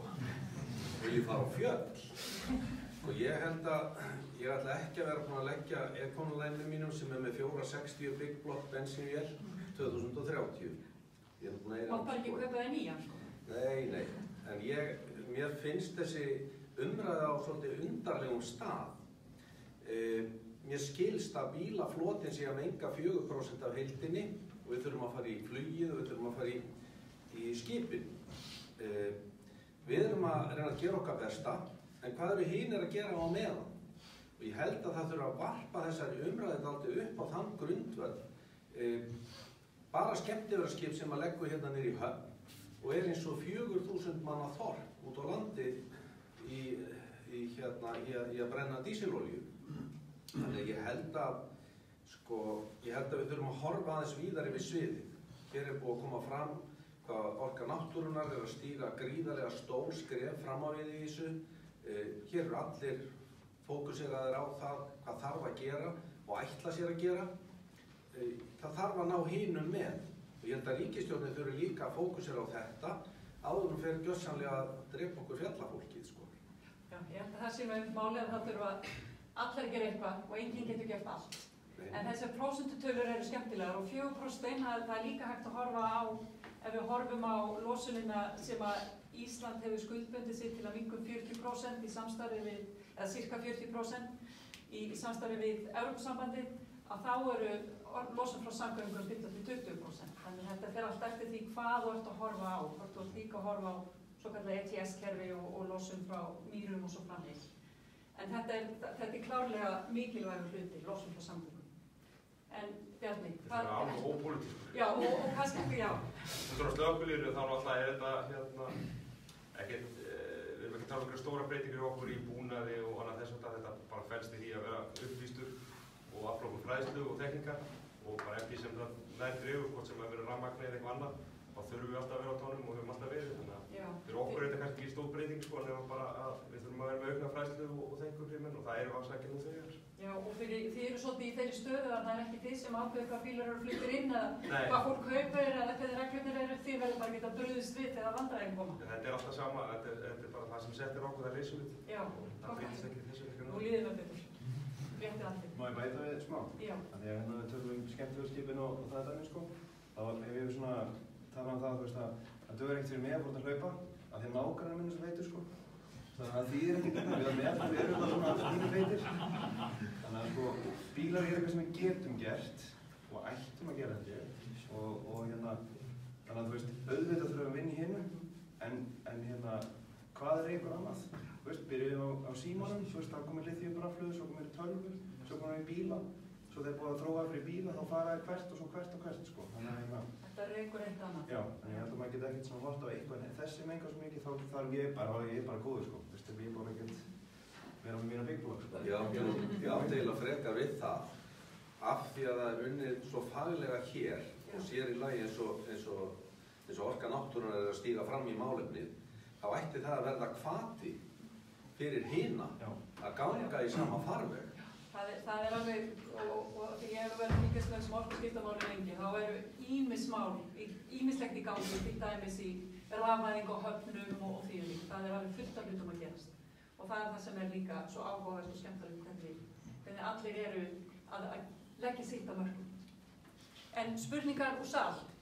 Ég meina, ég prófaði rafbíl í fyrsta skipti í gær, með flanaðbíl í smá tíma hjá Heklu, rosalega ánægður, algjörlega hljóðlaus, hugsaði að það er engin mengun, þetta er frábært, æðislegt, heyrir allt miklu betur utanfrá. En svo kom upp mynd svona í huganum, en börnin í Afríku sem eru látið grafa kópalt. Nú kan ég spyrja þig með þessa. Börnin í Afríku? Já. Þetta er náttúrulega stór spurning sko, en bílaframleiðendur eru að nota kópalt, ekki allir þó, og það er til batteri sem nota ekkert kópalt, en bestu batterín innihaldast svolítið af því og bara því miður var kópaltbirgðum heimsins bara dreift þannig að þær eru allar í Kongó. Þannig að ég held að þetta er bara vandamál sem er að leysa með Kongó í að bara vinna gáfulega í þínum málum sko. Þetta er ekki vandamál. Þetta er ekki rafbílvandamál, þetta er bara námu vinslu vandamál. Já, og neyslu vandamál sko, ef þú vilt vera virkilega umhverfisvænt átt að gera eins og ég og Baldur sko og fara á hjólið. Ég er á hjóli bara á námax. Gott, já, bara fínt, þá eru saman liði. En þetta kópalt er í gangi og það er... Það er í gangi, það er allir sem það reyna að losna við það, það er dýrt. En það er það sem gera það er aðeins betri. En þetta er ekki, kópalt er náttúrulega ekki spillefni eða neitt þannig sko. En það er bara hvernig vinslan á því fer fram sem er bara því miður ekki náttúrulega. Varðandi kópalti, að stærri framleiðendur eru með svona siðareglur varðandi uppruna þeir efna sem þeir nota. Þeir hafa eftirlitsaðila í námánum, hvort sem það er algjörlega tryggt að það sé ekki verið að nota barnavinna. Já, ok, gott að heyra það. Það var spurning hérna aftast. Var það ekki? Já, ég ætla að benda á sama, að það er upprunavottorð á... Upprunavottorð á ábyrgðir, já. Og rekjanleiki, það er eitt svarið í þessu. Og það að neytendur spyrja sig. Og það að neytendur spyrja sig, það er aðhald.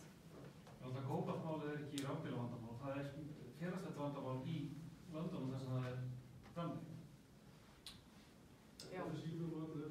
Og þá eru þessar leiðir notaðar til að takast á við það. Baldur, spurning hér.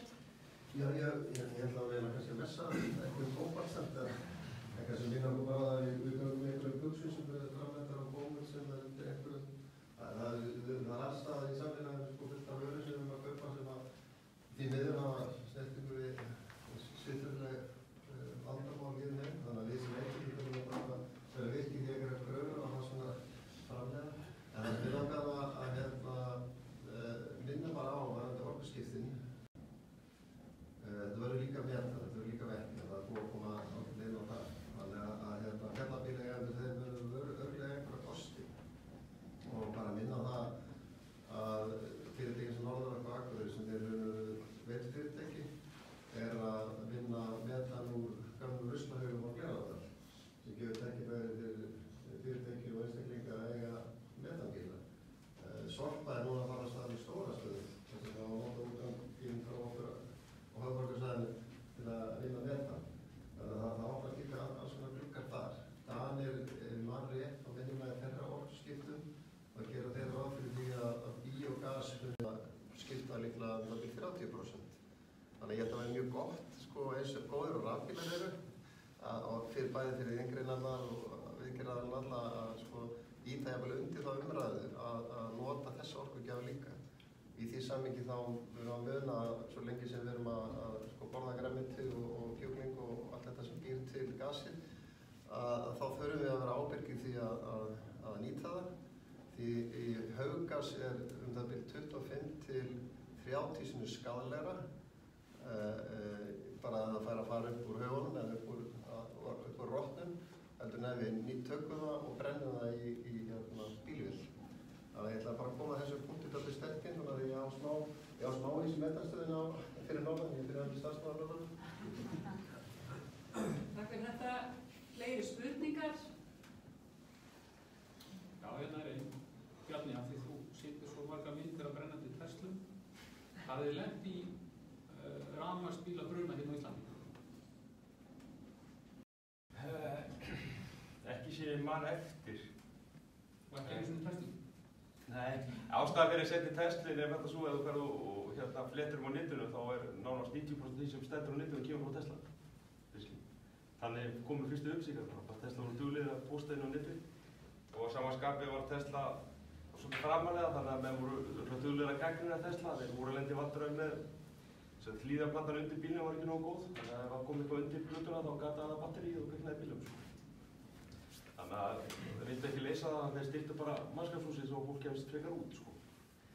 Þannig að þetta var svona ástæðan fyrir setti frá Tesla og það er til mikið myndum af Tesla þess vegna er svona mikið. En hér á Íslandi man ég eftir einum, það er þetta hybridbíl sem maður fór í. Það er eina sem maður eftir hérna. En það samskapi horfum við mikið til Noregs að þeir eru með svo óskaplega fjölda af hólpilum. En hvað gerir þið ef að þið lendið í bíl sem er annarkvort að brenna eða þarf að klippa og þið eru ekki með upplýsingar hann, kunnið þjá hann? Á bílum? Eins og ég ger ekki ráð fyrir að síðan með upplýsingar Tesla? Nei. Eins og sagði áðan að sú fræðsla sem við höfum fengið undanfarin ár, kannski 2-3 árin, er að hættan á bíl sem lendir í árekstri sé hverfandi. Einfalda vegna þess að öryggisbúnaður bíl sem þannig hann slæðir út hálsbjörnum. Hvað rafmagnsbílinn varðar, þá var það helst sem að sprauta hann en það er til rannsókn frá Bandaríkjunum sem gerir tilraun með þetta, sprauta, settur mæli, rafmagnsmæli eða spennumæli á stútinn og sprautu og það var engin leiðinni upp í stútinn. Þannig að við höfum svona að skoða þetta frá þessu sjónarhorni en eins og segja við treystum algjörlega á tæknistjóra bílambóðar og verkstæðana til þess að fræða okkur þessa hluti og við gerum ekkert annað að treysta þeim bara eins og þessa fræðsla sem við fengum síðustu 2 ára. Þess vegna spurði ég sérstaklega Tesla því að það eru nokkur Teslur hér og sé ekkert engin fyrir umbóðsæðir hér. Nei, við höfum ekki fengið fræðslu sérstaklega Tesla. Það er auðvitað að nálgast á Tesla? Já. Það eru sum bílambóð sem bjóðu upp á þetta að skoða þetta og svo er þessi upp sem getur náðið til að bara stegi í bílinn og fengi allar upplýsingar uppbyggingu og öryggisþætti en því miður þá færðu alltaf bara grunnupplýsingar en þá bara kaupa stærri aðgang. Ok, spurning hérna frá Tryggva. Carlos, the last question was about fires in battery cars. We've all seen wonderful graphic pictures of fires in Teslas. What's the difference between the safety aspect of a Formula E car that crashes totally like Buemi did and a Tesla that hits a lamppost? So is Tesla not adhering to the strict security and safety regulations that it would have to do if it was competing on the track? Trevi, I remember that we had during 2 years, it took 2 years, a specific fascinating working group working in all the safety aspects in Formula E. And there were specialists in every field.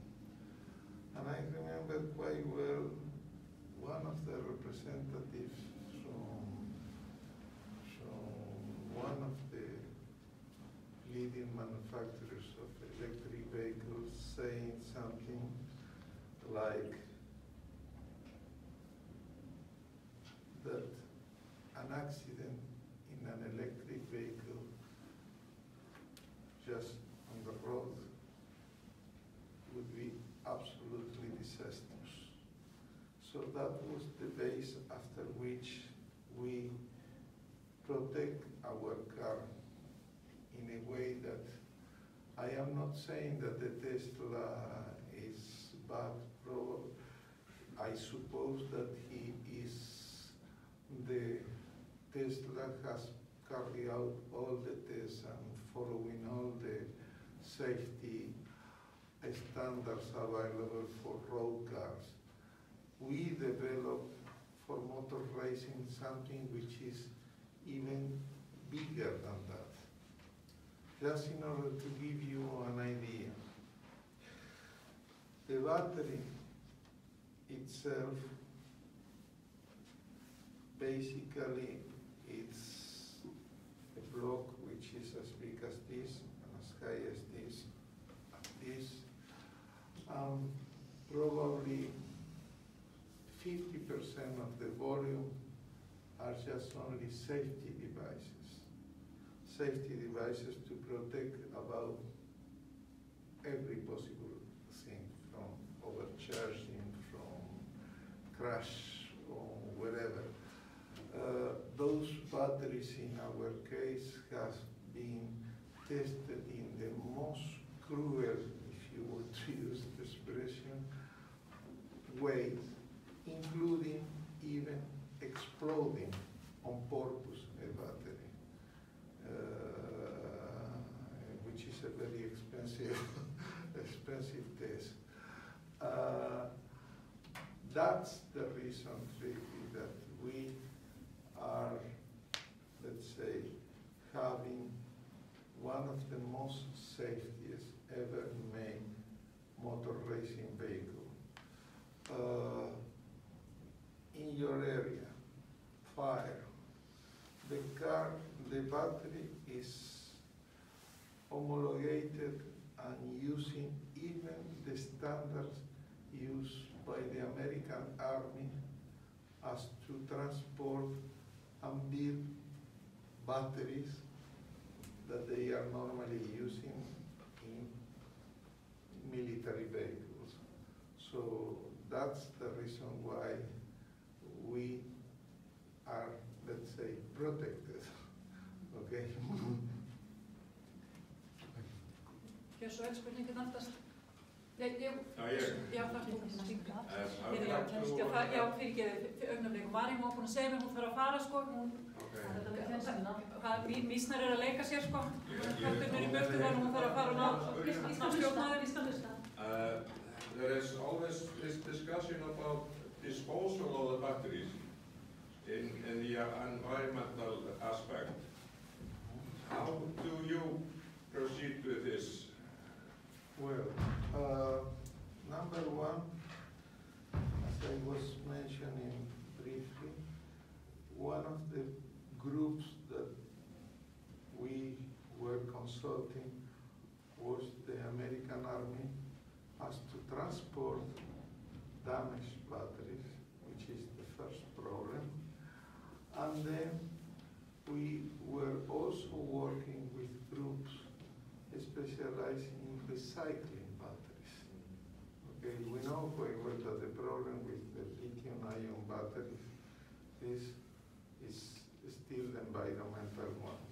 Okay, but also we are working in the next generation batteries, further than lithium-ion batteries. Okay.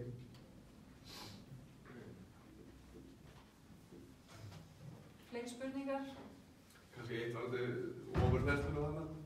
Hvað, munurinn á hraðhleðslunni og ofurhleðslunni, hvað erum við að tala í stað? Venjuleg hraðhleðsla 50 kW og ofurhleðslan 350. Það það mikið. Og hvað þýðir það í tíma? Sko, ofurhleðslan aðalega ætluð fyrir á bíla sem getur tekið þeim. Það var mun hærri spennu heldur en það sem tekjum í dag. Og straumurinn samanskapið talsveit meiri. Og þetta bara krafa markaðarins. Það eru koma bílar sem eru með 100 kWh batteri og þú vilt ekki vera í 2 tíma að hlaða í hraðhleðslu. Er það hraðhleðsla, ég veit ekki. Þannig að þá kemur bara hitt sem eðlilegt framhald. Vandamálið við þetta er að þú ert með óbærslega mikið straum sem að koma inn á þetta.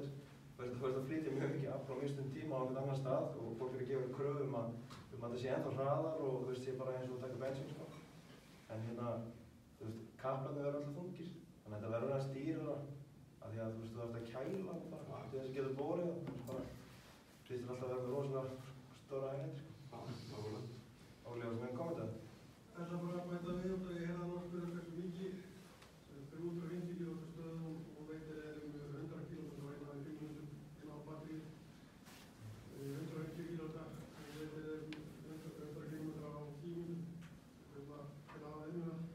Fyrstu stöðuna sem við sjáum hérna verður 150 ríklast, ekki 350. Það er ekki bíla sem við höfum hérna sem að gera kröfum. Spurning líka því, hvernig sér þið fyrir hleðslu bíla við fjölbýlishús en Reykjavík sem til þess með bílastæði götur í Reykjavík að tóka á? Þetta er... Munið þið að reyna þetta? Þetta er spurningin. Takk. Við erum bara að vinna með fleirum í því að við reynum að leysa þetta mál. Við þurfum að geta hlaðið heima. En svo hef ég varpaði spurningu í þann hóp. Ef við erum með bíla sem komast 400 km, síðasti bíl sem ég átti komst 400 km, ég tók bensín 2 í mánuði. Þarf við þá að hafa hleðslu heima? Það er spurning.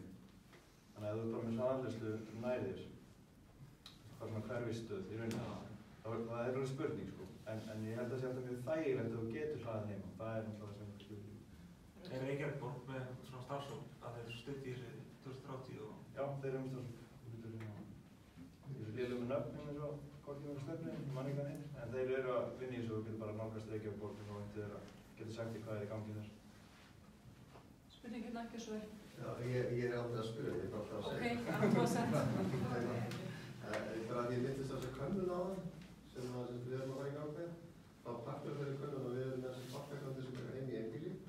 Ég er heima í ráðhúsum og í fjölbíli. Þannig að það verður mjög gaman að sjá sko, hvernig hleðsluhegðun þeirra er. Og við vitum til þessu tölurnar frá Noregi sem við áum með að það er ákveðin líkindi til þess að þessum fyrsti köpum sér rafbíl séu þessum að nú er ekki að hafa pening kannski, eða aftur og nú er það köpum. Og svo númer 2 kannski þessum eiga auðvitað að það. Þannig að þess vegna erum við að gera þessu könnun núna að við viljum gæta að vita hvernig eigendur rafbíla í dag sem búa við fjölbreyttar aðstæður eru að haga sín með hleðslu. Þannig að þetta ár sem er framtíðin í okkur verður mjög spennandi. Við getum búið okkur til upplýsingar þannig að hvernig við erum verðast við þjónustæðarinn með bæði okkur framleiðendur og dreifindur. Og svo náttúrulega með ekki glemma því að núna er búið að setja reglugerð. Það er búið að bæta inn í byggingarreglugerð eftir að segja ákvæðan það í nýjum húsum á að gera ráð fyrir hleðslu. Þannig að það hjálpar strax til. Og svo náttúrulega verður þjónustæðarinn að þessum markaði sem er að selja mínir hleðslustöðar á það. Ætti þetta að inn og bjóða húsfélögum einhverja lausnir og mögulega þeir samstarfi við orkusala eða veituðar. Þannig að ég held að það meðan sem að koma hægt og bítandi.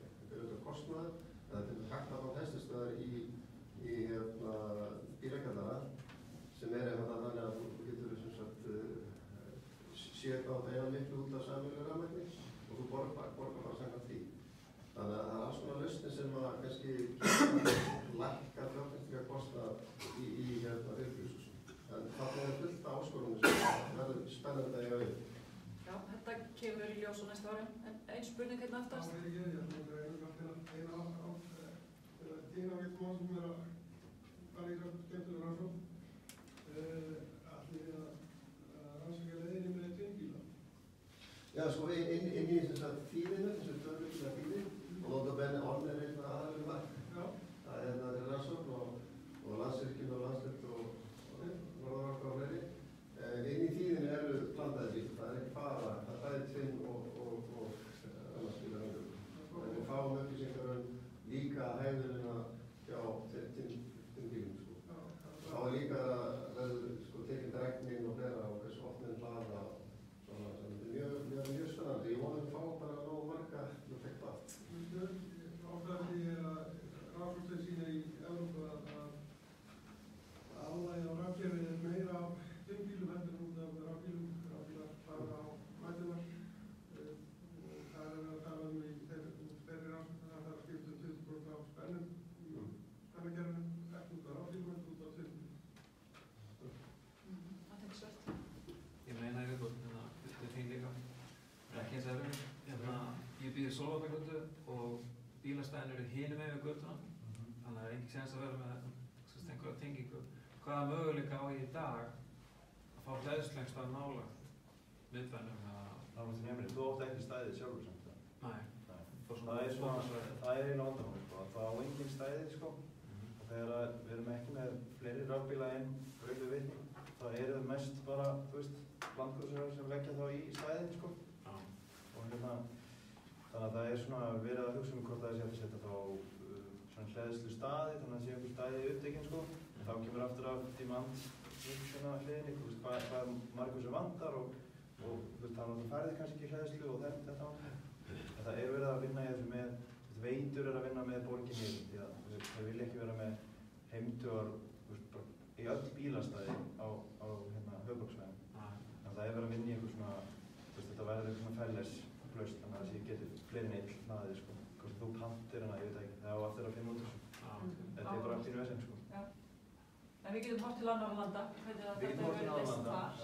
Við erum ekki ein, nei. Og það er bæðið að vera held í inn á samgöngustofuvegum, ég minnir þessi þar, ég voru það ekki rátt með. Það er svona bara smá pistill það hvernig búsetuskipting er á höfuðborgarsvæðinu. Þú veist, hvað búa margir í fjölbýli hafa aðgang að, og hvað búa margir í einbýli hafa aðgang að bara, þú veist, töflunum sinni og geta hlaðið í sínum stæði og hver er eiga ekki stæði. Þetta er mjög skemmtileg mynd, því hún er pínu rauð, sérstaklega í Reykjavík. Spurning hér eftir að... Ég spyrja ykkur á þessu, ég er búin að skoða ábyggilega Noregsstæðin, geysilega fjöldraðabíl. Hvernig eru þeir að leysa þetta í fjölbýlishúsum og svona við erfiðar aðstæður sem á gerst ekki í þetta?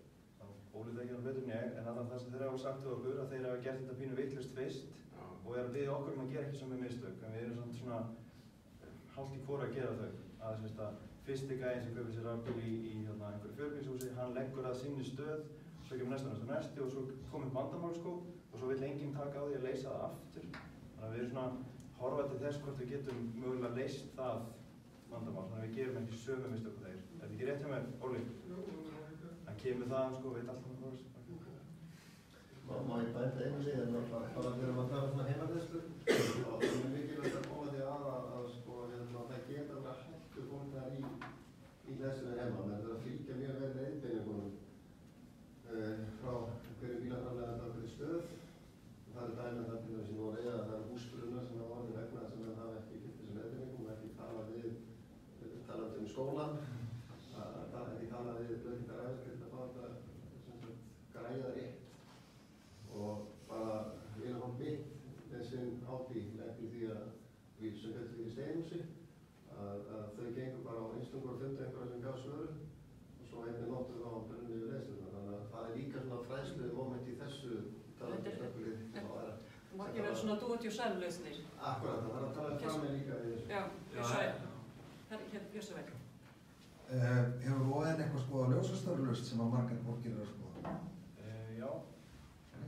Ljósastöðum hérna eru fjögurvegarkerfi og til að veitukerfi í dag. Já, og hérna við erum svona pínur hrættið út af jarðströmm.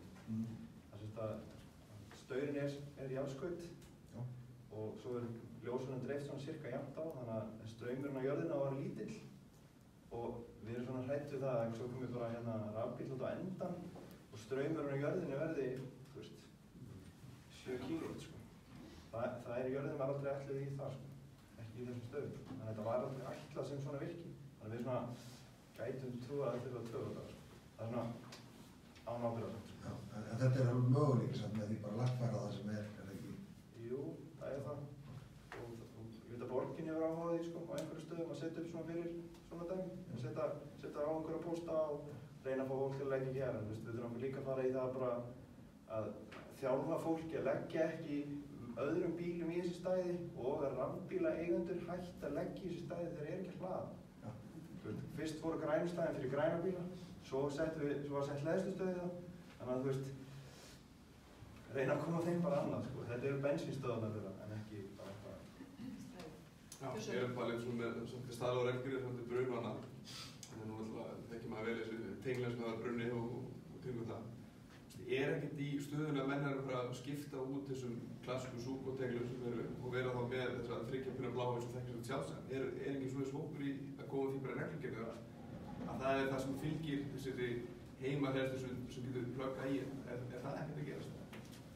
Við mælum bara með því að fólk sé með þá sko hleðslu, þessi hleðslustöð. Já. Við mælum bara absolutt með því. Bara út af öryggisfaktorum. Þessu bláa sem það talar þegar þú tengir þá getur hún gefið straum strax sko, meðan þú ert að tengja og blossar á leiðin út, meðan hitt gerir það eftir sko. Þannig að við mælum bara absolutt með því að við notum hleðslu til þess alltaf að tengla. Það er líka sko, hversu oft þetta stingir saman. Þessi bláa sko, þú veist það settur einhvern stengabútur, þetta samband, 5 ára seinna er hann ónýttur, tekið á sambandi, en þú ert alltaf að taka bílinn í og úr sko. Þannig að sko, rafbílatengill er ætlað til þess að stungið 10.000 sinnum í án þess að hann gefi neitt eftir. Þá hittir bara eitthvað, ég hef ekki eins og hugmynda hvað er fáskipti. Það er einhver leiðbeiningar inn á heimasíðu Mannvirkjastofnunar. Ég veit að þeir eru eitthvað til að endurskoða umferðarnar betur af því að þetta verða mjög krúsíalt að menn var að sinna þessu betur. Fleiri spurningar, athugasemdir sem þið viljið koma með á þessu umræðu? Svona eitt af lokamynda, þér að tala með brununum og tala að það var alltaf 10 lítur sem þeir eru að nota þess að slökka í þessu. Er ekki kvóða eða einn slíkt sem er til sem er hugsuð í þetta? Nei, ekki sérstaklega í þetta. Við erum með reynda núna konið með léttari brúðu sem er þægilega að vinna og nótum í bílabruna alltaf jafnan sko. En eins og vandamálið er það að batterið er út í lókuðu rými. Þannig að við þurfum loftstofnuna, þannig að fróða þessi slík er bara loftsápa á vatn sko. Það er ekkert sérstakt efni í sápunni, í fróðunni sem á að slökka í lithiumbatteri sem slíkt. Það ég veit ekki hvernig þróunum verður í þessu, en það lítur á einhvern tímapunkti að koma eitthvað nýtt til þess að fara þess að verð. Svo það er að þróa batterín þannig að það hætti að brenna. Það er síðan margir. Í rafbílum brunna er aðalmálega að kæla. Í rauninni drekka þessu í vatn. Má ég leiði okkur bara að þakka fyrir að frábæra sendi að átt að vera á skipulagsdeginum það, en við sá þessa ráðstöfnu og ákveða að byrja daginn hér og sé ekkert eftir því. Þetta er alltaf gaman. Takk fyrir. Við þurfum svona alveg að fara að ljúka þessu. Ég ætla að enda þetta á einhver spurningu til Carlos. Carlos, tomorrow when you're starting the first Icelandic e-rally, you've looked around in Iceland and how the conditions are. How do you think it is fitting for this kind of events? First, this is not the first time Isn't it? in which the e-rally is running. We ran twice before, no? That was the alternative energies. Yes. No electric cars then. Yeah. Only so this is the first time that we are racing here with electric vehicles. So, and quite well about the experience in Iceland about geothermal energy, the usage of hydrogen. So we know quite well, we believe that this could become a very, very, very important event. Þá þakka ég ykkur fyrir í dag. Þetta búið að vera áhugavert og skemmtilegt og fjörugar umræður og við fróðlegar. Og við fylgjumst með ykkur þeim sem að keppa helgina í rallíinu. Bara takk fyrir.